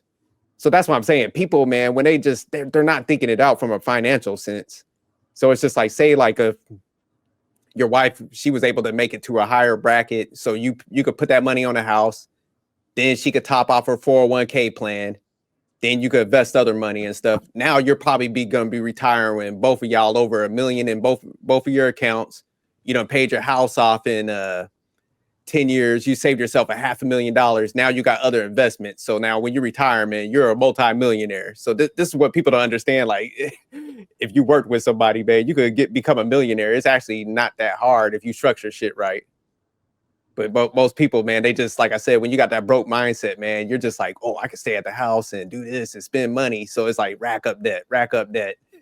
So now it's just like, when it blows up on the end, both of y'all got to go to work. So it's just, it's a sad cycle, man. But you talk to most financial people, they'll tell you like, yeah, probably only like 10% of people are going to actually be able to retire because they just keep themselves in that debt cycle and don't make their money work for them. And so, you know, when she's like, yeah, me and my friends will want that. Of course y'all will want that. But yeah, when y'all get hit 60 and y'all gonna be the people greeter at Walmart, you ain't gonna want it then. I like the word you use, take advantage of the other person. That's a good word. Take advantage. I think that's like, people run away from that. They don't want to don't want to live the reality is that, man, you're using someone just basically to live.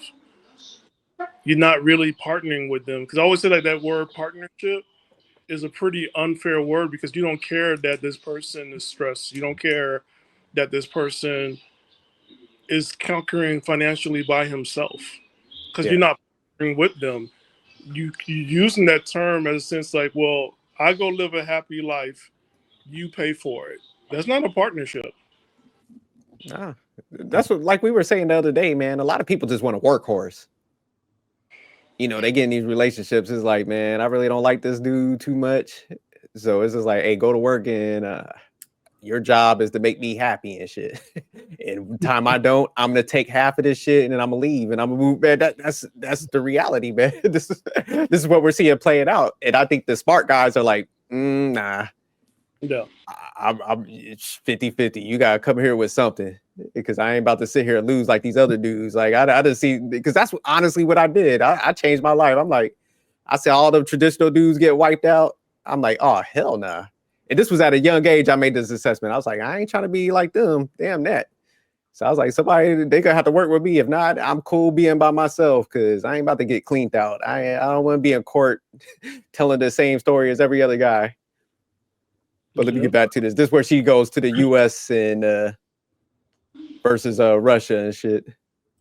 Relationships, and then Russian men being asked about that very same dynamic, and their answers are totally different. Let's watch. America versus Russia, asking men if they would provide for their woman. Well, it just depends. You know, number one, why would I? But what is she doing while I'm working?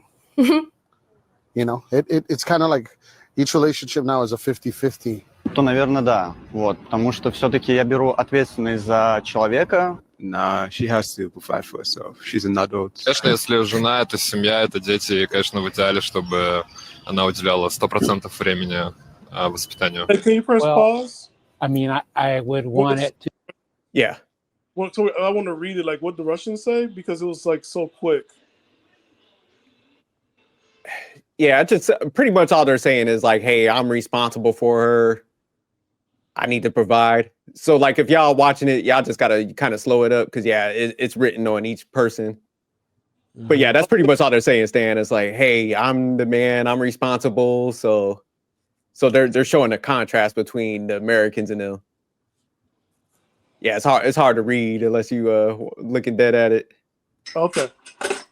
To be 50-50. That's the current situation I have. Right? Because like right there, it's like basically I feel she doesn't. Basically, if she doesn't feel like working, he's pretty much just gonna be the provider. So yeah, you just would. I would probably inspire her to work just so I can see that there is some motive going in her future. Моя жизненная ситуация устраивает, и я живу с девушкой, я ее содержу. Она должна другие функции выполнять. А мужчина на своем месте всегда. I'm gonna hope this is just an editing hack job and we're not getting the legitimate answers in these two different cultures, because if that's how it really is, girls, go to Russia. Do you have your passports? Do you have your shots? Because you need to go. I don't know what the equivalent is for a passport, bro, among women, but it seems like we're gonna have to figure out what that is. You know, I can understand saying 50-50 is just where we're at. This is what we have to do. See, that was the segment that kind of I was like, all right, we got to break this down. Yeah. So women, take y'all ass to Russia. We'll happily send y'all there because, like, hold on, I got some stuff. Let me pull this up. Man. Y'all know, like, Russia has one of the highest divorce rates. I didn't even know. Yeah, so Russia has one of the highest divorce rates. So these are the masculine men that she's pointing out. So if they have one of the highest divorce rates and they're like, they'll provide something, doesn't that tell you that women might be the problem sometimes? Because it's like, even with these guys, like providing all this stuff that they said in the video that she's highlighting, it's like, man, there's still got a high divorce rate. So that's why I'm saying, like, this is why women, y'all got to start asking this question. Because I know it's like, it's cute. It's a good video. Y'all put it up, put us against the Russian guys. But in all honesty, all it means is like, we're a little smarter than them. Because it's just because if we're seeing all these high rates, like even in Russia, and these guys are masculine, paying for everything, and they still get left, like, wouldn't it be kind of smart to be like, I'm not fucking with it like that? So yeah, Russia, this article, it breaks it down, man. Like Russia has one of the highest ones, divorce rates and stuff like that. And then even like when they talk about they want to go over there to Russia, I don't know, Russian, I think their average annual salary is $14,000 a year. American? Yeah, that's good. American equivalent. And isn't Russia communist, almost like socialistic? Yeah. So here it is right here. The average salary in Russia, $14,070.71. So, you know, most people live in apartments and stuff like that. So, you know, they cost of living is pretty high compared to, I mean, it's cheaper over there as far as US dollars and stuff, but you know, they live a very meager life compared to us with all the luxury stuff. So yeah, they be returning y'all ASAP. Y'all be on a first thing smoking. They be like, oh shit, y'all what you talking about? A handbag, some luxury shit? Like send her ass back. So, but you know, the thing that with me is just like a lot of times with our entitlement, we know that we like a lot of shit and we have like different expectations versus everybody else. So it's just like, man, yeah, it's cute to be like, okay, well, yeah, ladies go to Russia. It's like, man, y'all would have lasted a month. When them dudes are sitting there telling y'all like, hell nah, because that's the flip thing too. I grew up around a lot of like cultures and stuff that, first of all, they don't tolerate a lot of nonsense. They pretty aggressive with it. So they gonna be sitting there accommodating you. When they talk about they provide, they're talking about like roof over the head. I'm gonna go buy food and necessities, and then everything after that don't happen. Mm-hmm. So yeah. Sounds cute. Go on over there. Yeah, they be coming back. Matter of fact, I hope y'all go over there. There'll be like an appreciation thing. They be like, please take us back. We'll pay 60%. That's a lot of passport lists. They went, they saw it, and they came back to America. Yeah, they'll be coming back quick because that's true. Russia got a different their economy is shot over there. Like I remember at one point they was like waiting for like certain things because you know a lot of stuff's imported. So compared to their salaries and stuff, it's expensive as hell. Yeah. Yeah, people need to travel a little bit, man. Go out there and go see the world because when you start seeing like some of these stuff, because I've just been to so many countries and stuff, but it's like, man, when you see how like the cost of living is different and how like simpler they live compared to us, like in like apartments and flats, it's like I'll take America all day. Like, hey, God bless America, man. You ain't lying.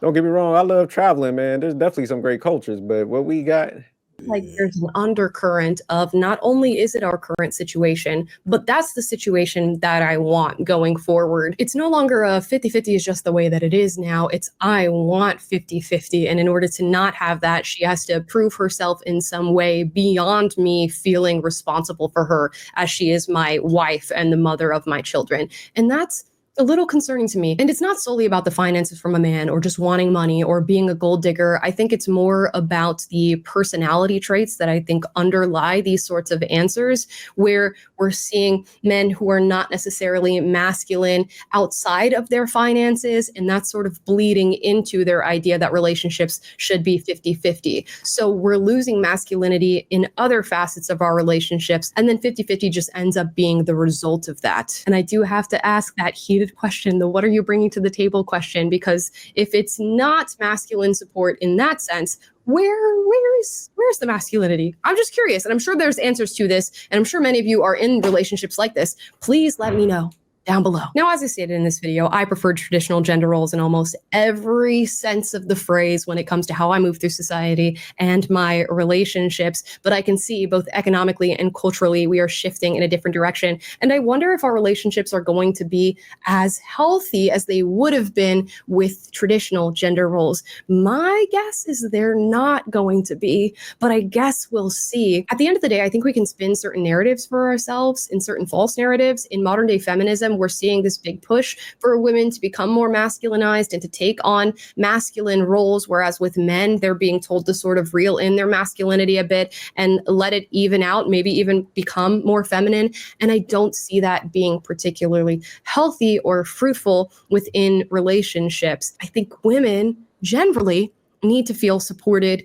and protected. And one way in which a man can do that is in a financial sense. And that's what we focused on in this video. But men also need to be respected. And I wonder what sort of respect you generate when you are constantly asking for this 50-50 dynamic. And outside of finances, does that 50-50 mentality bleed into other things that traditionally you would be taking on as a man within a relationship? Because as I said many times, it's not just about the money in this conversation. It's about the culture that exists within a relationship when this is the deal that exists. At the end of the day, I think many people are in 50-50 relationships, and they've created a healthy environment within their relationship that builds a great, strong connection without finances even being something that they worry about. The same can be said for these provider relationships, but I feel like there's an extra bonus in those of respect for the man and support for the woman. You let me know if I'm wrong on that. Let me know what relationship you're currently in, how things are working, and how it impacts your relationship, as I feel like this trend has brought up a really interesting conversation.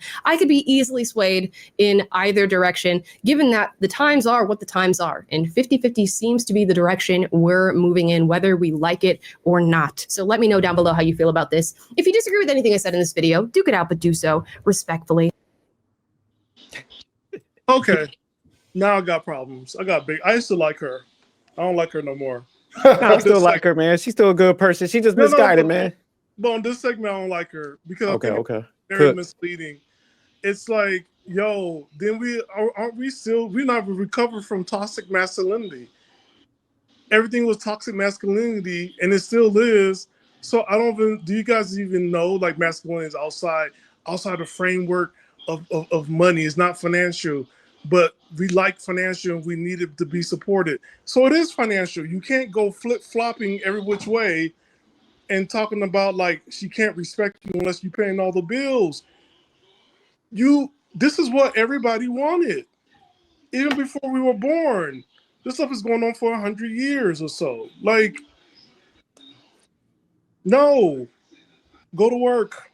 You're gonna be okay. But it's staying the funny thing with this, and this is where, man, a lot of them are just, and that's why I said, man, they can't be honest because how it would sound. But it's just like low key, man. They're just, and I just got to put it out there. They're not good people.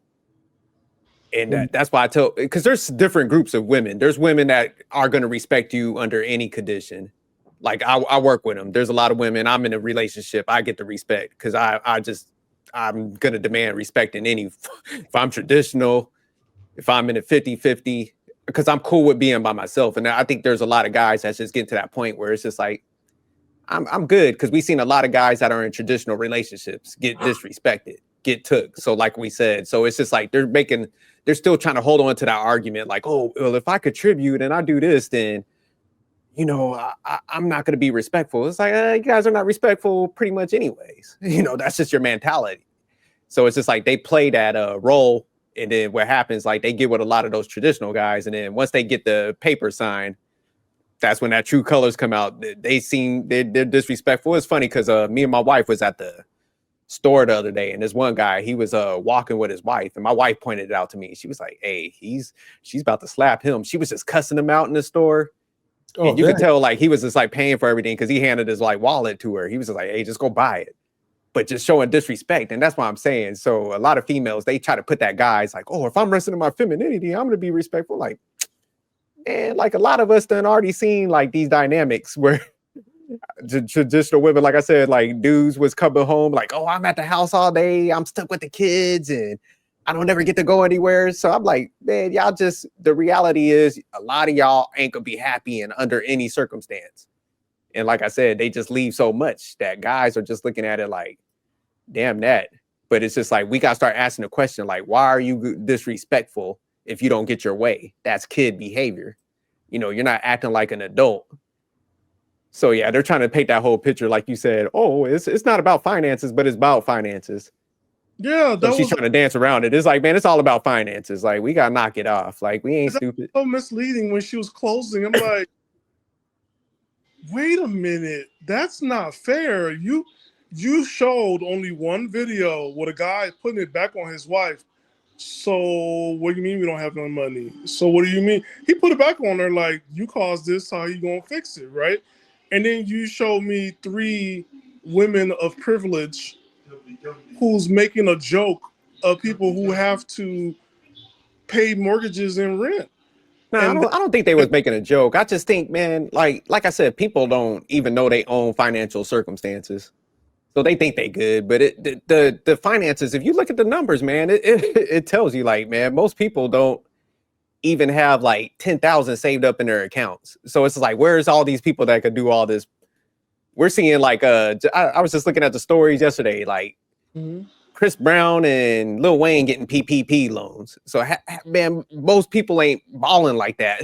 so it's just like, man, people are holding on to the past. And even when you look at, this is where the manipulation comes in, where females are like, well, traditional, man, everybody was like working on the farm or stuff, and they was like farming their own stuff. And then even like like I said, when you look at the chores as far as like washing clothes, because I remember my grandmother had 8 kids, worked, but she would have to do the laundry. It was like a 3-day process, you know, cooking from scratch, because we ain't had like the conveniences you said earlier, Stan.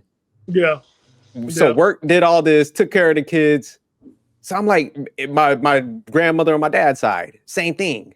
7 kids, like worked. So I'm like, where the hell were y'all seeing this stuff where people weren't doing like hard labor stuff, you know, and just chilling around the house and just doing basic function things? It's like, man, it didn't exist. So it's like they don't want to like look at the history as far as what the women of those ages had to do. They're just in their mind like, oh, well, like men always did all this stuff. It's like, yeah, because, you know, what all the stuff that entailed for domestic stuff in the house. Yeah, it was like labor extensive, time extensive. So it made sense for somebody to do all that stuff when you have big families and stuff. But now that we're only having like 1 or 2 kids, we got, like you said, you got the little robots that could pick up stuff and can cook now. Like, man, it's just not, it's not hard work like that. So it's just like, okay, they're pitching, they still want to stay at the house, but she's like, oh, well, what do y'all bring to the table? It's like, well, obviously we bring finances, but what the fuck do y'all bring? Like, because even if you're doing 50%, it's like, hey, I'm still bringing 50%. I'm taking half of this off you, but what are you willing to bring besides like resentment and a hissy fit if you don't get your way? I'm going to put this back on the women. Oh, it's got to go. On a partnership. I'm going to put this back on the partnership. What would it meant if it was the men who was like, you went and the man was like, don't you pay the mortgage? And he's a stay-at-home husband. Like, because he stay at home, you can go and have the career that you want. And he's taking care of the kids so you can do what you want outside of the house.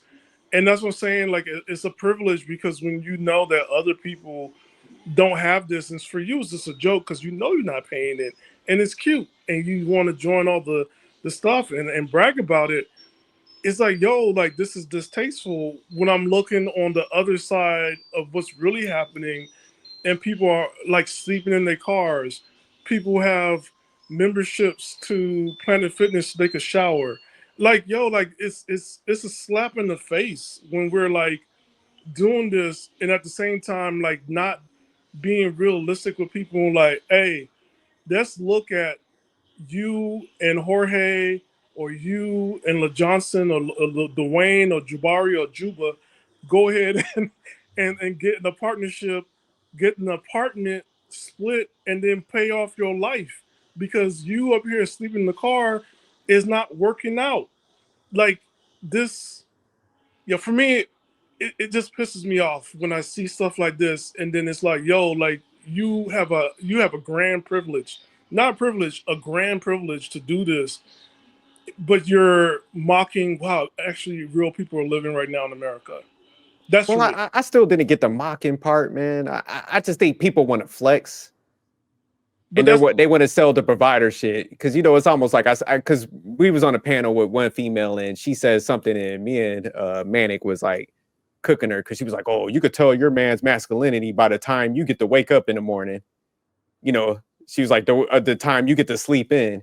And I was like, what? And I was just like, man, that is disrespectful to your husband. I was like, man, I think y'all think it sounds good, but it's like, man, man, like I said, you're an adult, man. Don't you want to be intelligent? Don't you want to go like have your own, go excel a little bit, challenge yourself? So that's what I'm saying. It's like, man, I get when your kids are super young, but it's just like at a certain point, you just want to stay in the house.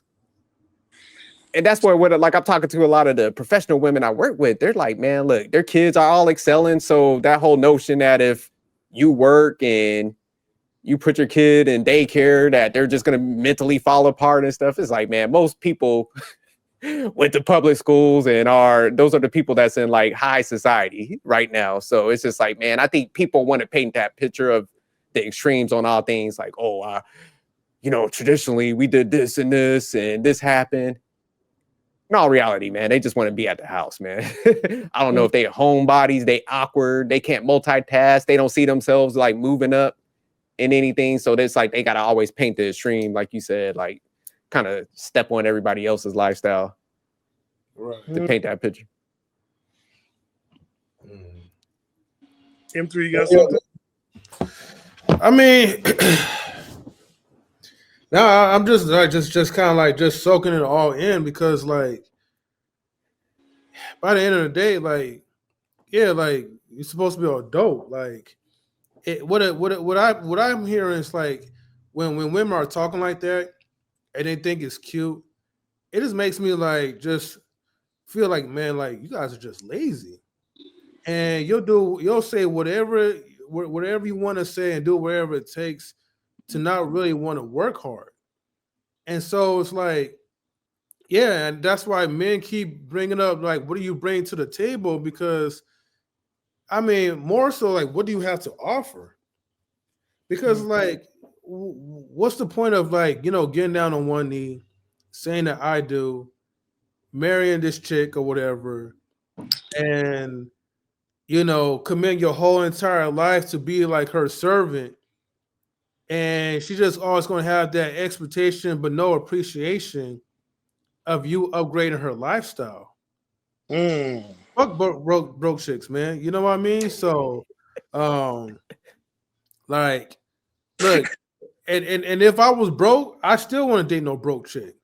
I don't want to be broke together. You know what I mean? Like, there's no benefit from it. Like as a man, like, you know, you do have to make like, you know, wise decisions, and I get it. You know, when it comes to the attitude of certain relationships with certain women, you never know how they're going to turn out until later on in a relationship. But you could spot like a broke. If you see like these broke chicks or whatever, right? You could spot them from a mile away. Okay. Especially after maybe the first couple of days and they act like they can't contribute anything, they gotta go. Okay. I can't do that. So yeah, man, it's just I feel like the woman like in that video, right, is definitely setting other women up for failure. I don't even know if she even have a man herself. The way how she's talking, that it's every girl's dream to not want to use their brain and to live off another man, which most of y'all modern women will always say y'all don't need a man. So why don't you guys take that same energy, okay? Keep telling yourselves that you don't need a man. So when you say you don't need a man and you're telling us blatantly to our face that y'all don't need us, utilize all that energy, right, to provide for your own self. Use that energy to pay for a bill. Matter of fact, don't even date. Just marry yourselves like Maya. Put a ring on your finger, say I do, and take care of your own selves. That will save a lot of headache from all the good men, right, who's out there looking for good quality women, but yet mistaken for. Well, I think with her, man, she said she was traditional, so I'll give her that. But the issue with it's just it's like, man, you're supposed to go in a relationship and like do what's best for the household, man. And you're not supposed to sit around and pout. And this is why, and this is the difference between people that got like a winning mindset, because like it ain't a gender thing. Like I said, I see a lot of successful women that got that mindset. Same thing with men. And that's what separates people out, where like I think people sometimes like that got that winning mindset, they're gonna look at what they need to do, and it's just like, you know what, damn what I want. I need to go ahead and I want my family to excel. So I'm gonna go out here and bust my ass. And it's just that simple. So when people are pitching this stuff like, oh, well, would you get respect and stuff like that? It's just, that's why I say you're a terrible person. Because if you walk down that aisle with somebody, it's like, man, yeah, people are going to give you support. But what you were kind of saying, Stan, it's just like, man, times is a little different. So it's like, man, we both pump into this thing and say like we invest our money right, then maybe we could adjust some things down the line. But to sit there and just keep pitching this stuff and take a swipe at guys' masculinity because you're not getting your way and guys are just moving cautious now. It's just, that's the part I don't like. My thing is like, man, go get what you want to get. And eventually, if you can't get it, then that's probably a good indicator where females, y'all need to start asking yourselves, like, or ask guys, like, hey, man, why do y'all want to do the 50-50? Why? For what reasons? And then, like I said, a lot of times guys have no issue telling y'all, like, look, y'all are bad investments. Like, y'all just keep wanting, y'all want dudes to fund luxury, not just the basics anymore. So it's just a lot of guys don't want no part of that. So it's not like guys are just weak and don't want to take it on. It's just mainly because y'all have these crazy expectations for shit and you're just never happy. And that's what y'all need to start dissecting. That's where y'all got to have the conversation around. And I just get tired when they always want to put it on the guy, like, oh, well, why are guys, they're not doing this. The traditional guys got to do this. Or, oh, Russian guys said they'll buy for everything. Did you analyze how the Russian women act? Are they simpler than y'all? Is that why they're able to provide like that and they're willing to do it? They don't want like cruises and luxury vacations and shit. They're appreciative that y'all didn't analyze any of that. It just went straight to guys, and that's the issue. It's just like, and men too, like we always give pushback to a lot of guys like, hey man, like we gotta get stuff right on our end. I think M3 kind of came up and said it early, and that's how people gotta start looking at this stuff. It's just like, if there's a lot of guys that's starting to change, could it be like they're adapting to what y'all been putting them through? That's why they're changing. Like that never crossed y'all mind? Like, yeah, I remember there was one coach. He said how he talked to his wife because she always want to go on vacations, and he's like, "Is it the trip or the intimacy? Like, what is it that you really want?" Because if you're into intimacy, we don't need to take all these trips. Like, because they're spending more money on trips than actually what they need to do at home. Because, like, if I'm paying for the mortgage, I'm doing everything else, but we're going here and there, I'm not even enjoying what I'm paying mortgage for. I can't handle my business because you're not allowing me to go out. And that word, when he said not allowing, because it was like the more times that he had to go make money as a personal trainer, the more she felt like she was left alone and wanted him to be more present. You can't have it both ways. And he had to sit down with her and like, are you here for the stuff I provide? And at the same time, you can't tell me how to do the providership when I'm providing it. You're enjoying the benefits of it and you're stressing me out about it. And also you're not also allowing me to go ahead and work the relationship that I needed to work where I can also enjoy the relationship. yeah, no, and that's a good point. Cause and that's why I said, man, they got to sit down and, lay out their thoughts. Like, okay, man, I do want a lot of stuff that requires like a lot of like money to accommodate this. So he's going to be gone. Okay, this is going to put more stuff in my lane. So like, I can't complain when things look a certain way. And that's the issue. They don't sit down and think that out. So it always comes out. I was looking at one lady, I think I might've sent it to y'all, where she was just like, they're trying to break down why women initiate 70% of the divorces. Cause she was saying like women have so much like ups and downs that they always constantly look at somebody else and they're blaming people, but really it's them. They're, like you said, they're not laying out their thoughts and stuff. So it's just like, they're kind of always upset. Cause like you painted a good picture. It's like, damn, he ain't never here. I'm always alone and stuff. But it's just like, okay, well, you do have these wants, these luxury trips and stuff like that, where he has to go to work to do that. Or like I said, like I've seen a lot of females just in my own life where it's just like, you know what, I'm at the house all the day. You don't never help me out with this. Dudes like, working to accommodate them staying there. So it's just like sometimes it's a no-win situation. And I think that's why guys are looking at the MGTOW and they're like, man, I'll get a passport. I can't deal with this shit no more. But it's just like women, their natural instinct is just to always like, well, let's focus on the guys. They're not masculine. They're weak for not doing this. They never want to stop and be like, damn, are we getting to a point where we're just intolerable? Or man, we just cost too much where guys are just like, you know what, man? Like, I don't want to be like my father, burnt out, like working 3 jobs and You know, M3, it just hit me, right?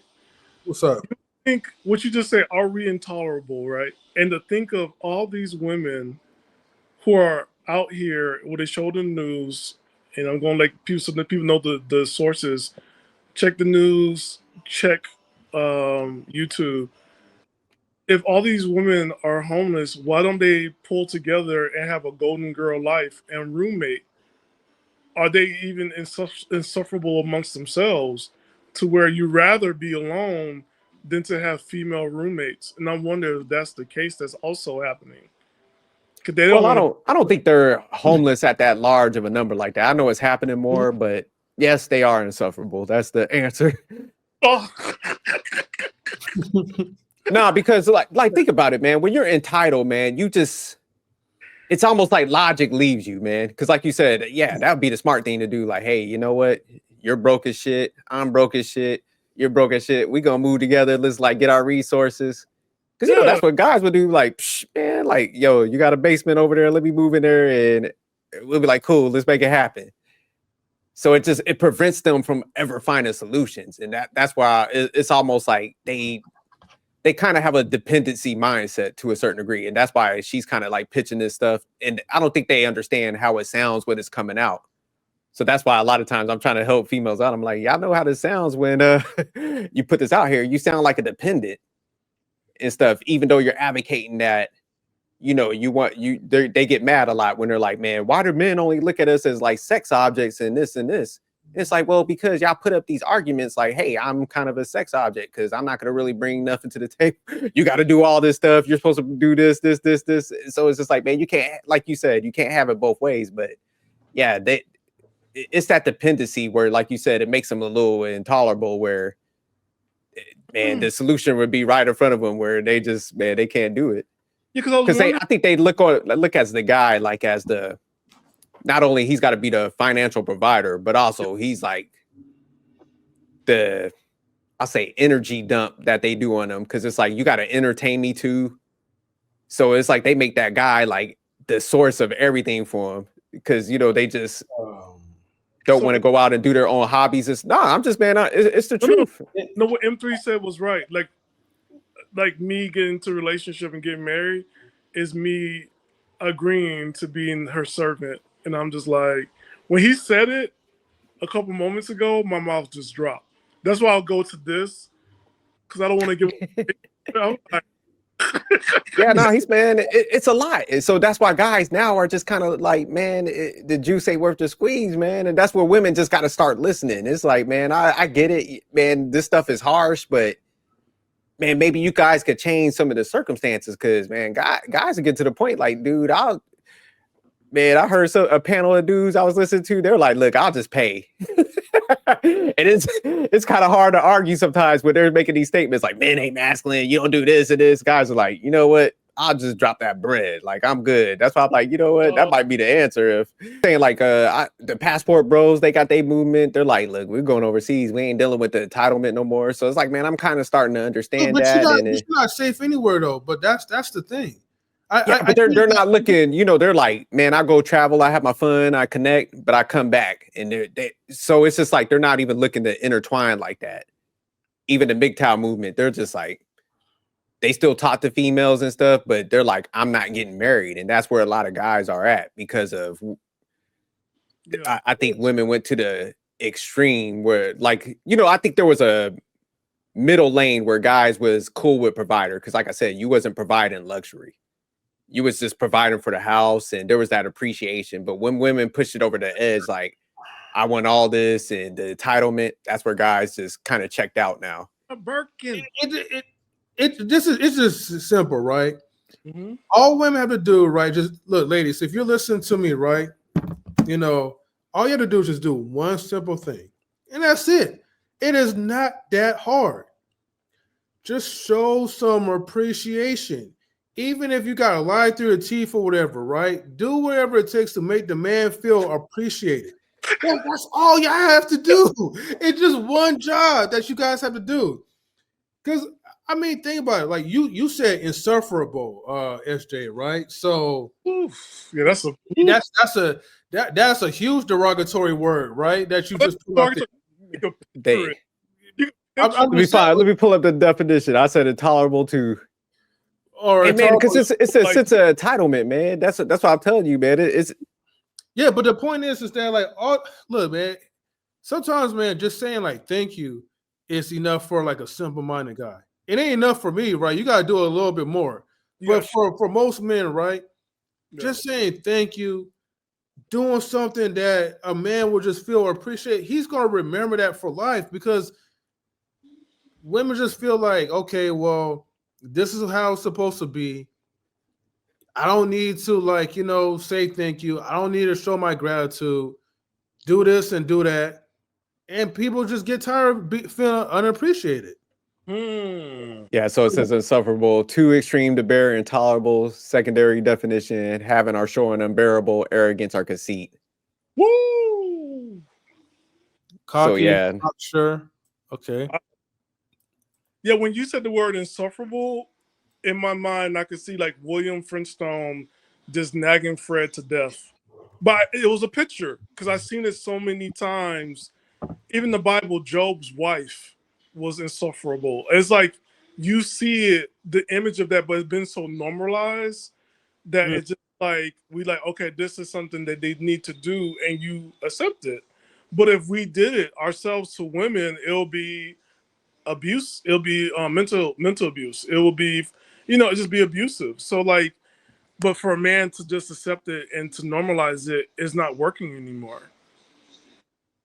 yeah, because it's just getting to the point, man. Like I just seen it in so many cases, and people are sharing information, and like I know like about 5 people that's going through divorces right now, and these are like good dudes. These ain't, everybody has their flaws and stuff, but these are guys that like all about their family, make good money, willing, go on to vacations and stuff, and people are still unhappy in these type of situations. So that's what I'm saying. It's just like, man, every guy done came across multiple guys that's going through it, that it's not the prototype, like, oh, they put hands on something, they're verbally abusive, they're, infidelity. It's like, nah, these dudes go to work, go home, and it's just like, man, they still got bad reactions. So this is why, like I said, guys are just seeing this play out left and right, where it's just like, I got to make sure she invests something into this relationship, because man, they just a lot of females just walk away, man, and it's not always the bad instances they try to paint. So it's just like guys are getting wiser,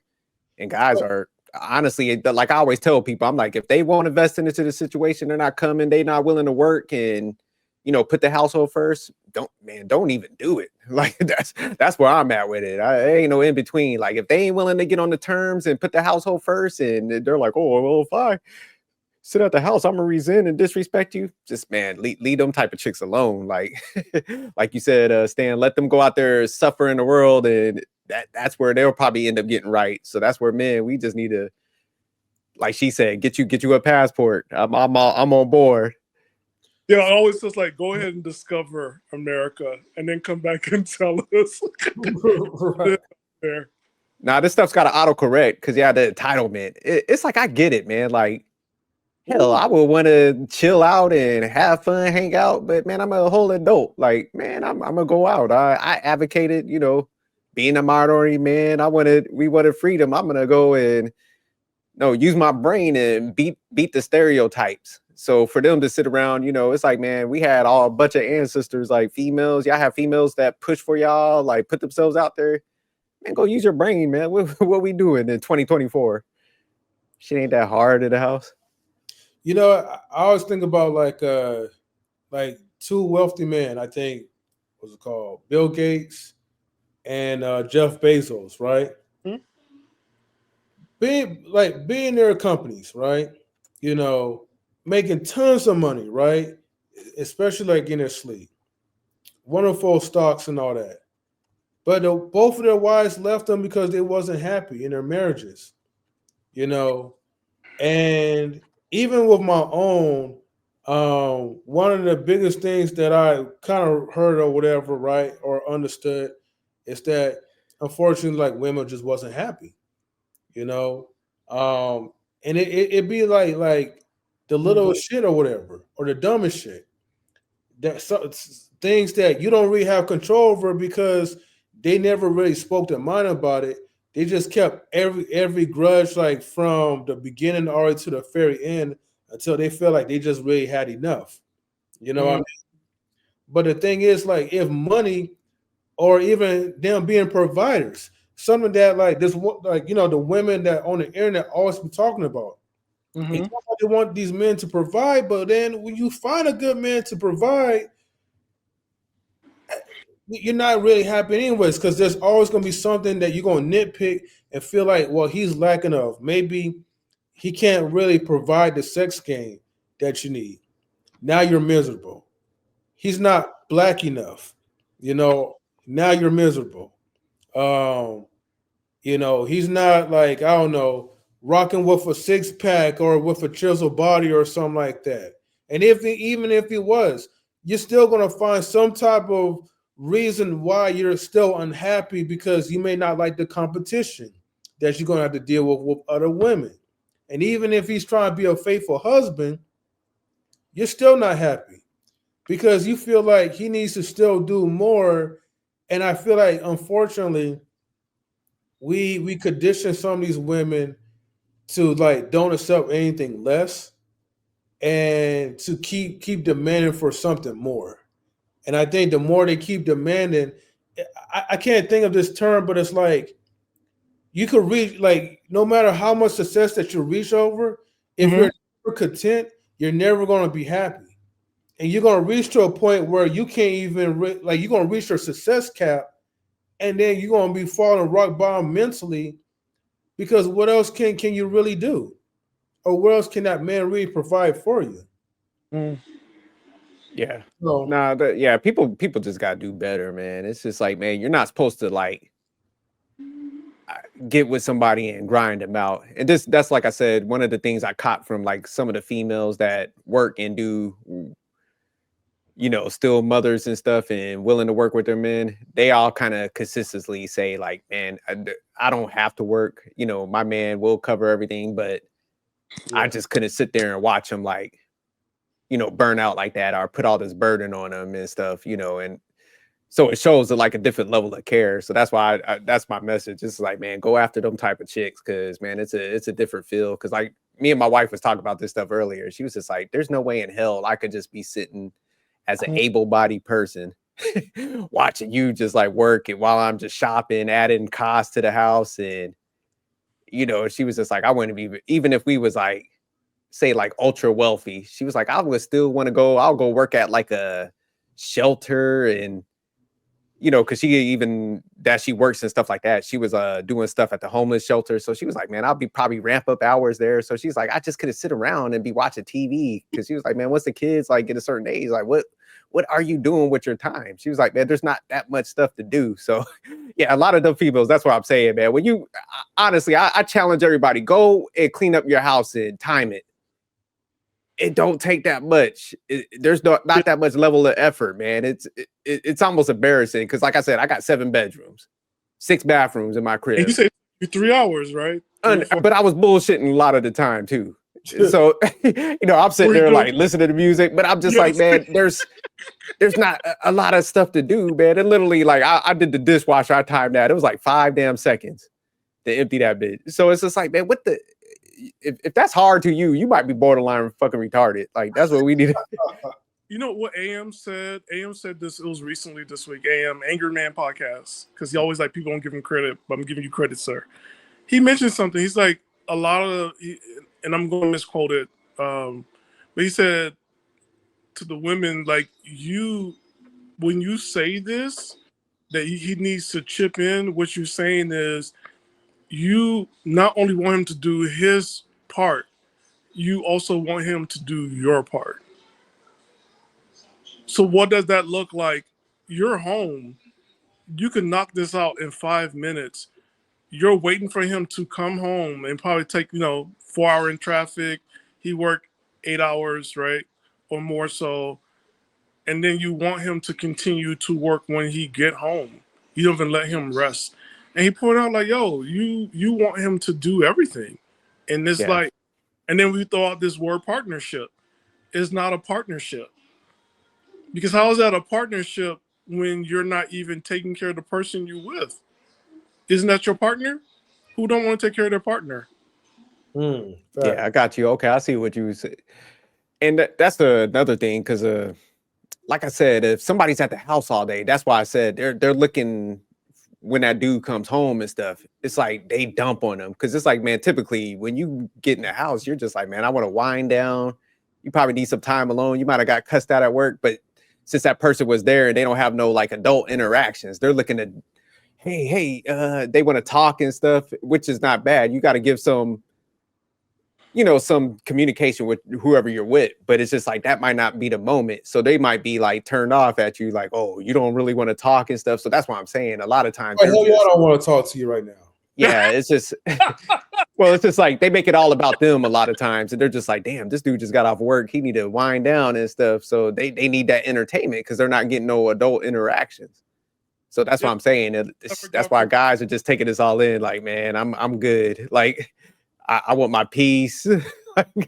They too costly. Because think about it, man. You got to raise your insurance up when you take on a female. That food costs, energy costs. So Your electricity when bill, you added the entitlement, dudes are just like, I'm good, man. Like, peace. I'm good on that shit. your I electricity literally. Oh, go ahead, Sam. Your electricity bill used to be $20. Your gas is much of $50. Cable was like probably $70 with internet. You get in a relationship, your electricity bill is now $300. Gas is $600. You have to get a new car, and then your Insurance. is $350 because somebody ordered movies that you've never seen because you're busy working. So, oh god. No, but that's why I said, man, they don't realize, like, and that's why I said we got to have these conversations, because it's like, man, when you look at those costs, like the cell phone plan for a family, it's just everything increases. So guys are starting to look at this like, man, if I'm sitting there, I got to argue all the time and this stuff's coming on, like, man, I'm good. I could be by myself and just chill, enjoy life, man. I ain't got to deal with that. It's getting harder and harder to defend, because I used to be like, nah, man, you need to do this. But now when I hear females going out there with entitlement, I'm like, you know what? Do y'all, man, because they damn sure looking out for themselves. Like, so that's why I told man, we gotta start being selfish. That's the reality. We gotta start making it about us, god damn it. But no, I hear you though. And I said we should have been selfish a long time ago. Yeah, so it's like 50-50. Like, don't let these females like try to like shame you into taking that provider deal. Like, hey, if y'all want to take it, but don't let females like try to push you into it and talk about you're not masculine doing it. Yeah, you masculine, and guess what? You're a little smarter than the rest of these motherfuckers because you refuse to take a bad deal. But all right, man, we'll go ahead and close this one out. Wait, before you do, can I put a closing remark real quick? Oh, go ahead. So for my part, I think I don't like this challenges. I do find it disrespectful and dishonest for people that's actually in this time where people is going through it's not a good look. I just don't like it. However, I got a new challenge for 2025. Okay. Retire your man like Tabitha and Miss Pat. They retired their husband. Oh, okay, shit. That's what I'm talking about. Everything, and he supported her, and they went ahead and they achieved the goals and everything else, and they retired their husband. So that's the new challenge, ladies. Retire your man. Okay. And also to one of the chicks I'm talking to, what's up? I still say I want you to shimmy me out of my Nikes. All right, M3. I mean, look, again, man, pick quality women, okay? I'm a strong advocate for 50-50. Get yourself like a 50-50 type of woman. Like, and again, don't try to find women that feels like entitled to like that you have to pay for everything and it's never going to be grateful for. So that's all I got to say. Nah, facts. And for me, man, like I'm kind of piggyback off of M3. Like, if somebody wants you to be a workhorse, man, that's just a lazy person. Man, we're in 2024, man. We got too many modern conventions. You don't need to sit there. Like, if you're both adults and you're functional, like, man, me and my wife, one thing we never had to talk about was paying bills, because we both had the mindset that we need to pay them on time. We're financially literate. We understood, like, hey, we work together, we pay off our debt. We really don't, we have minimal bills anyways. So it's just like, if people actually got together and worked smarter, it was like, look, let's pay down all our stuff. It's going to save us money. Let's make our money work. You're not going to really have to worry about bills anyways. So it's just, I think a lot of people, man, they're not thinking intelligently about, you know, how they could build with somebody. They're just fixated on what they could gain out of the relationship, which is self-centered and selfish. So it's just like, if you're going into a relationship and you're just like, what can I gain? And, oh, this person ain't masculine if they don't do whatever I want and all this. I want to just sit at the house and do this. It's just like, man, you know, like even the chick in the video, man, very smart. You know where she could probably climb if she like pushed herself. It's like, man, with her intelligence, man, she should be an executive somewhere. So it's just like, a lot of times I don't see why a lot of females see themselves in such a small capacity. Because it's like, I get it, man. You might have like this thing where you think like you got to stay at home. It's like, if that works for you, that works for you. But there's a lot of successful females that are great mothers. They're very feminine. And I think a lot of times people shit on them because it's just like, they don't want to accept the fact that they can't multitask and do what them people do. So it's just like, oh no, they're masculine. They don't respect their men. It's like, nah, I see a lot of them. So maybe you just need to analyze how they could manage all that. And they're still nice people and they still don't like take advantage of people. And some of y'all need to just be honest with yourself. Stop taking a swipe at men. If you just want to sit at the house because you ain't got it in you to work, just say that. Just like, hey man, I'm not built for working. I'm not the best person at like multitasking and, you know, utilizing my brain. You ain't got to take a swipe at men and shit. So yeah, that's where I want to draw the line. So nah, great conversation, man. Like I said, she does great things on her YouTube page. So definitely want to shout her out. But yeah, we give a pushback out here. We ain't about to be just sitting here letting people talk shit about men like that. Because I like what you were saying about AM. What was that? What you said AM said again? He said women want men to do both. Want men to do his own job and their job.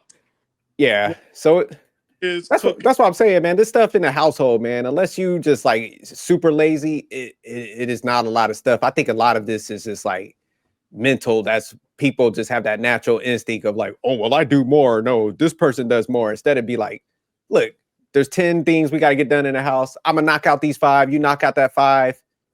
Shoot, once we knock these things out, man, let's go out and let's go grab some food and get some drinks. So that's how me and my wife operate, man. It's efficient. Like we don't sweat the petty stuff.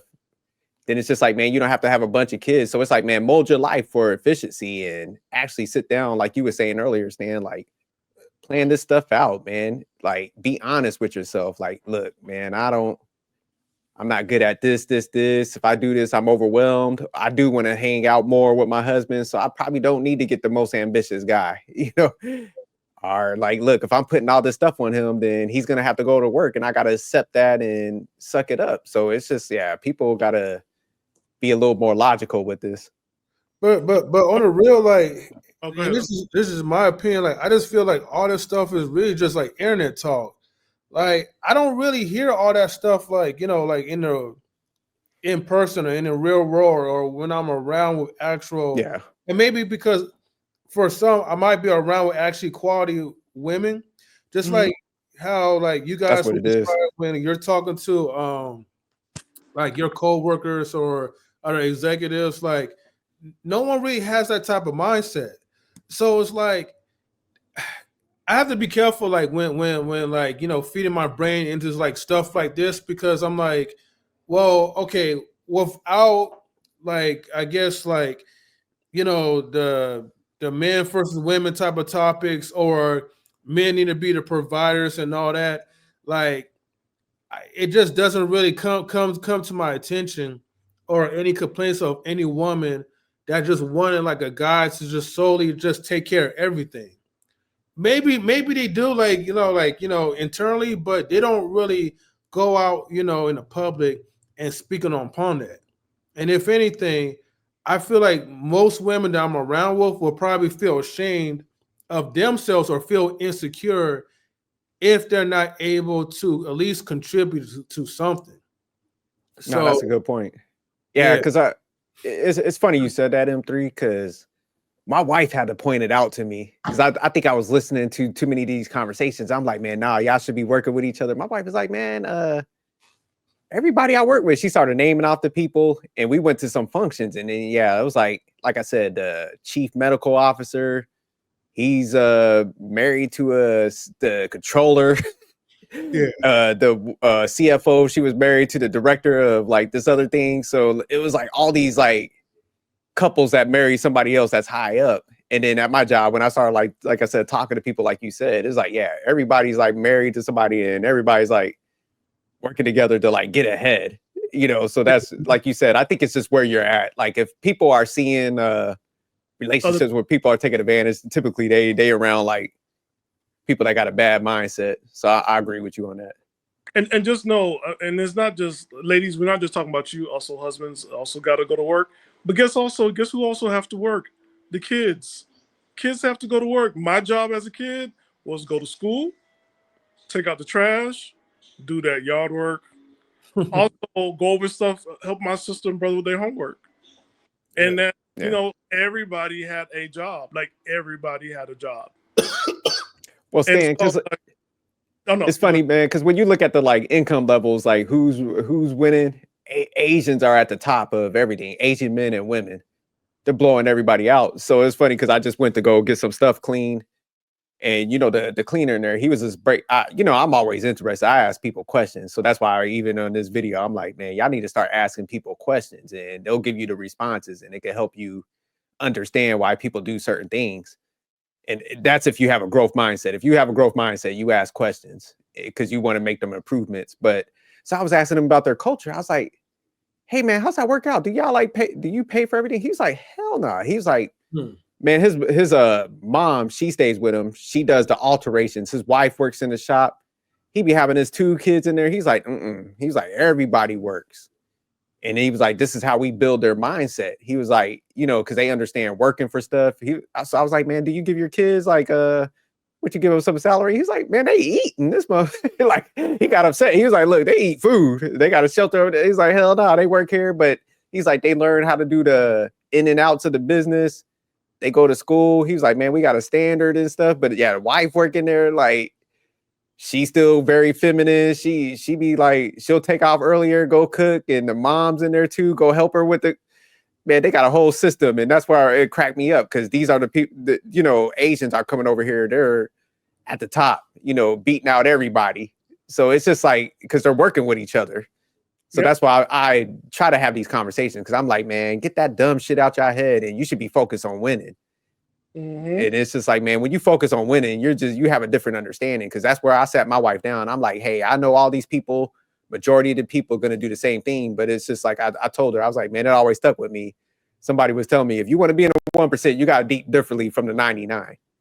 Yeah. So I was like, look, we could focus on the dumb, petty stuff, or we could get up here, we can excel. And that's what we did, man. And the sad thing is, we're both in our 40s. I'm 45 now. She's 43. Man, we see so many like of her friends, retirements are depleted. They can't really do too much, depleted. I mean, so it's just like, just in a bad state. And, we're in it pretty good because we made them sacrifices. We didn't focus on like what we wanted. We was just like, we need to do this to get ahead. And it's just like, man, we're running laps around people where they're just struggling, man. So I try to have these conversations to get people to like rethink stuff and just get out of their own heads sometimes, because that's the biggest thing. When people don't excel or they fail, man, it's because they attach to those past things and don't adapt. Can I ask you a question, SJ? Yeah. Do you plan to like retire like early from your career, or do you like it so much that you want to just kind of go like as long as you can?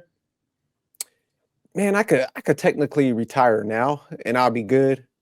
Okay. But I'm one thing about me, I'm big on generational wealth. I know people say it, but it's just one of those things. So if you're not there, you don't have a certain amount, like once you get older and you got to get on medicine or you get hospitalized, that could just wipe out everything. So unless I get like way over my number, then that's when I retire. But I do got a pretty easy job. I'm more in like delegating stuff. So I'm going to work for a while.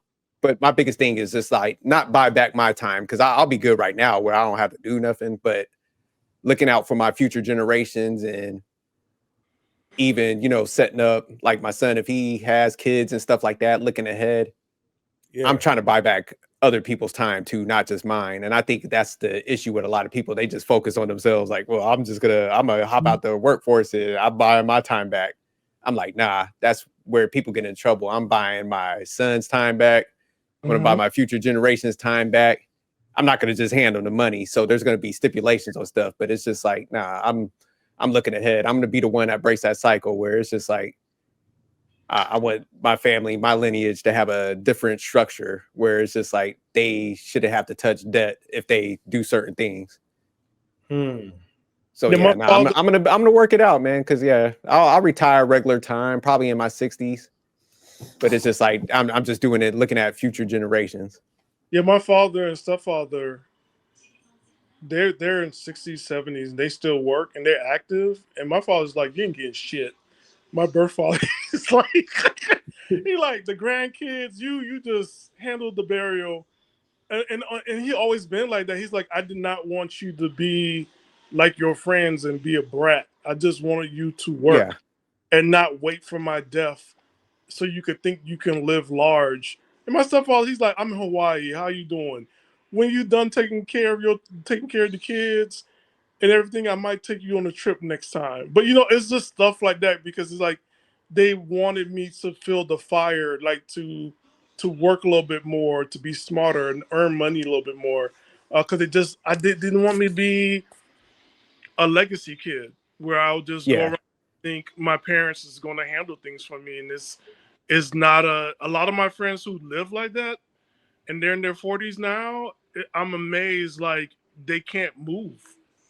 They have you don't want to kill nobody's drive. So like with me, it's just, man, I talked to my son about it. I'm like, look, you don't operate a certain way. You're not like a good guy. You get skipped over. Then it's like with his kids, like say they want to go to college, you don't go into like finance, medical, mathematics, something that like useful.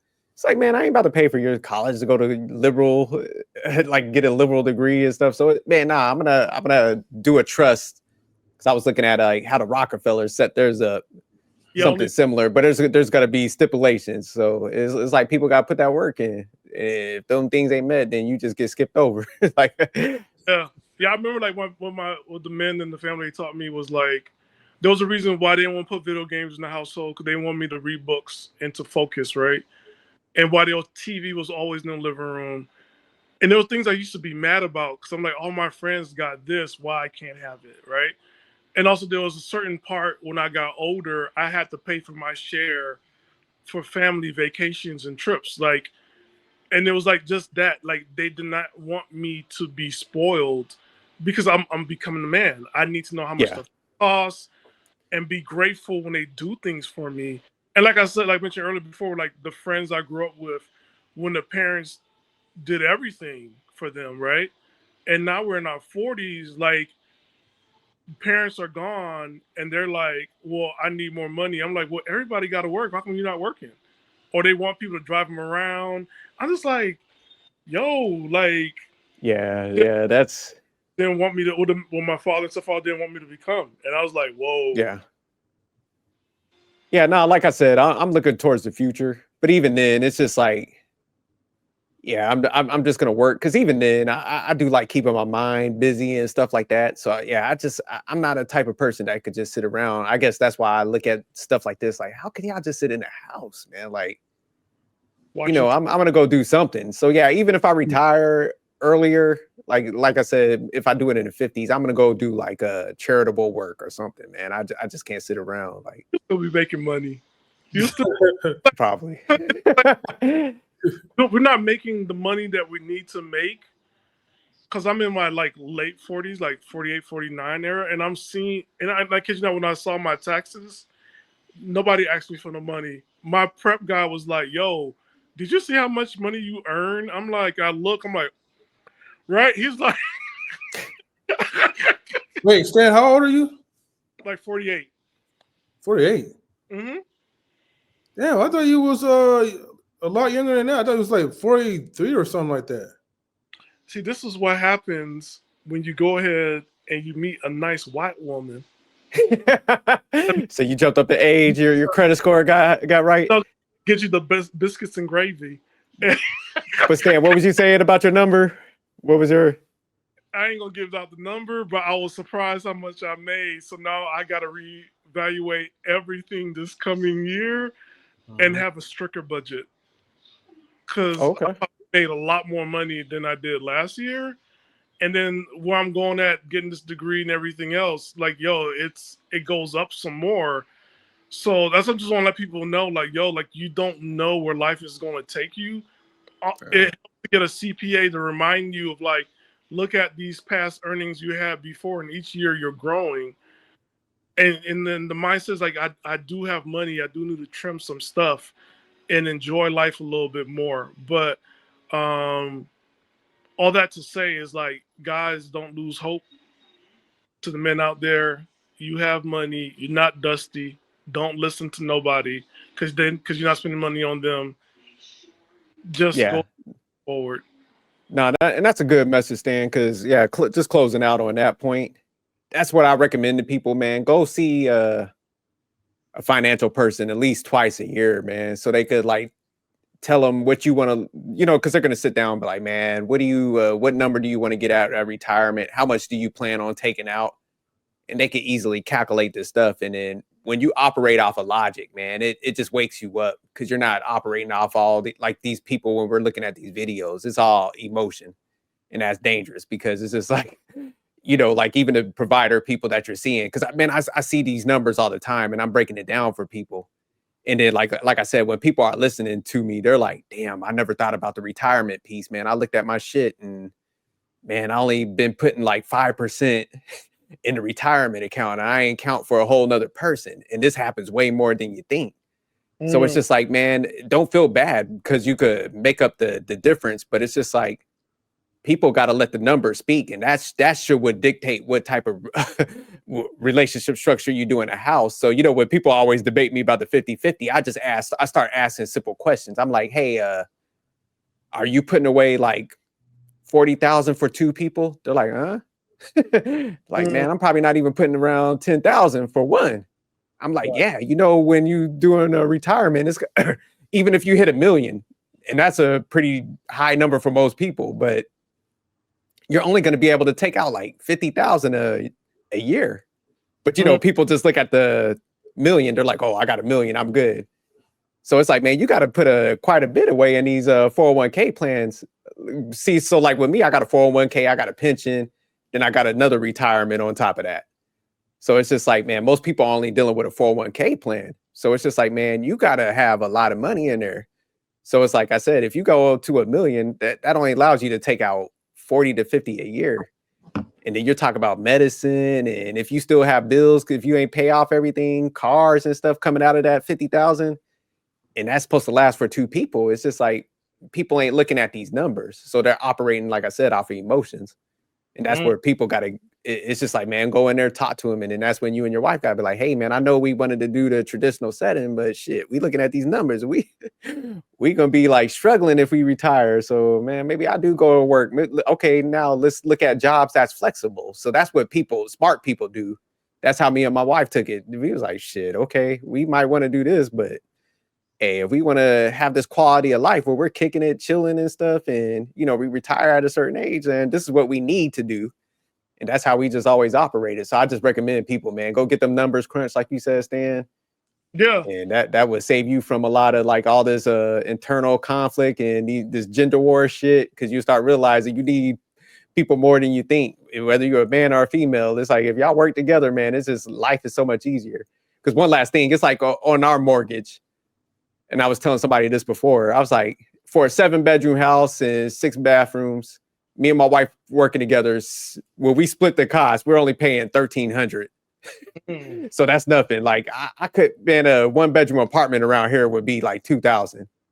So it's like, man, we get to stay with all this space, working with each other for our cost 1,300. So like my wife, she just has that mindset where she's able to like understand, like, man, if I was out here alone, I'd be paying all this shit by myself. But shoot, I'm saving this money, and this dude knows how to invest. He done taught me how to invest and all this other stuff. Shit, she's like, I'm good. These women are stupid. That's what my wife. You talk to her about the 50, she be like, these women are dumb. Like, we over here winning. I got, hey, anything bad happens, he's gonna be supportive. So when women just got to snap out of that whole like mindset thing and learn how to win. Because like you said, Stan, it's like, man, when they got that mindset, like I only want this thing, and I'm gonna mistreat a guy if I have to pay bills, and I'm gonna throw a hissy fit, they end up paying 100%. And each year that goes by, you're just wasting money. Because like I said, say like if you had a mortgage that was 2,000, and it was a man and female in there, y'all split the cost. You're only paying 1,000 at that point. So that means if you was paying that by yourself, you're saving $1,000. So if you save that $1,000 over 12 months, you got 12,000 and saved in your bank account. No, with both of them, right? That'd be 24. Well, I'm just doing one person. So I'm just saying you save 12,000 on your own. So you do that by like 10 years. What is that? Like 120,000.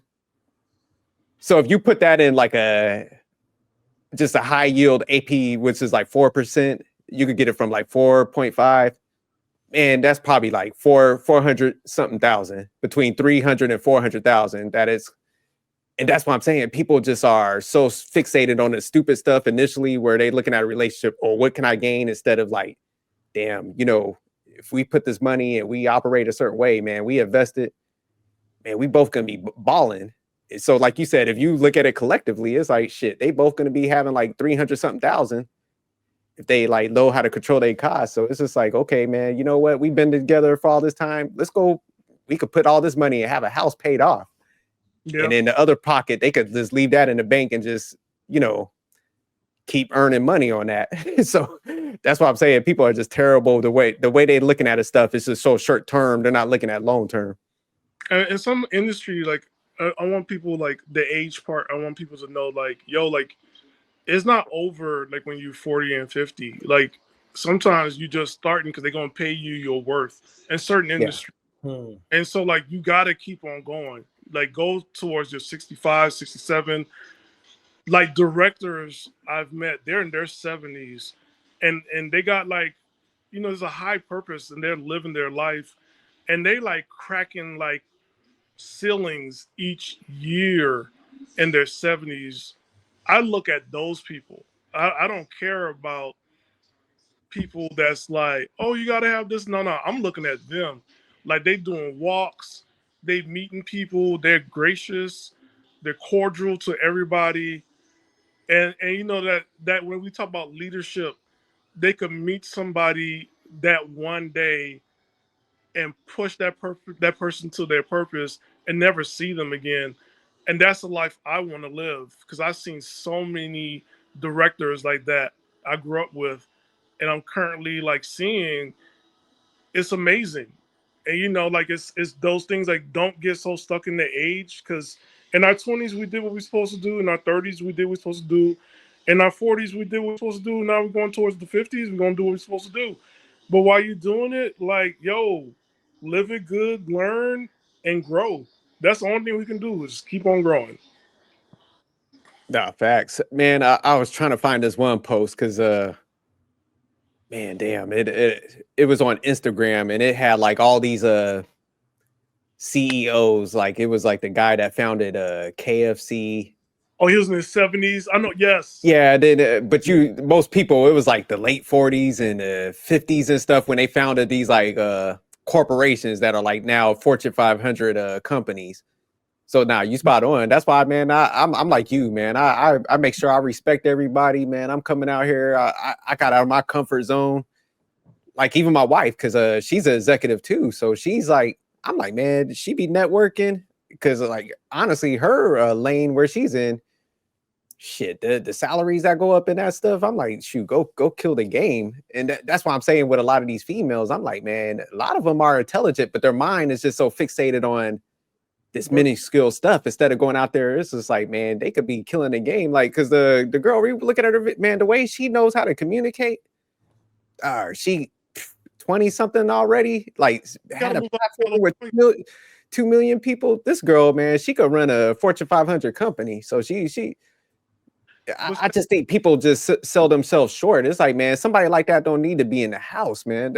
And that's where, like, my wife, I was like, nah, you too smart to be just sitting in the house doing basic chores that like we did when we was kids. And that's what how I told my wife. I'm like, nah, man, I'm not about to waste your mind away when, you got all these talents. And she be telling me all the time, she's like, man, thanks for like having that faith in me, man, where she just sees so many females that, took that path and it just didn't end well. So she's like, man, thanks for having that faith in me, man, not letting me just to kind of waste away like that. And I was like, nah, man, I like winners around me, man. I want to see everybody excel.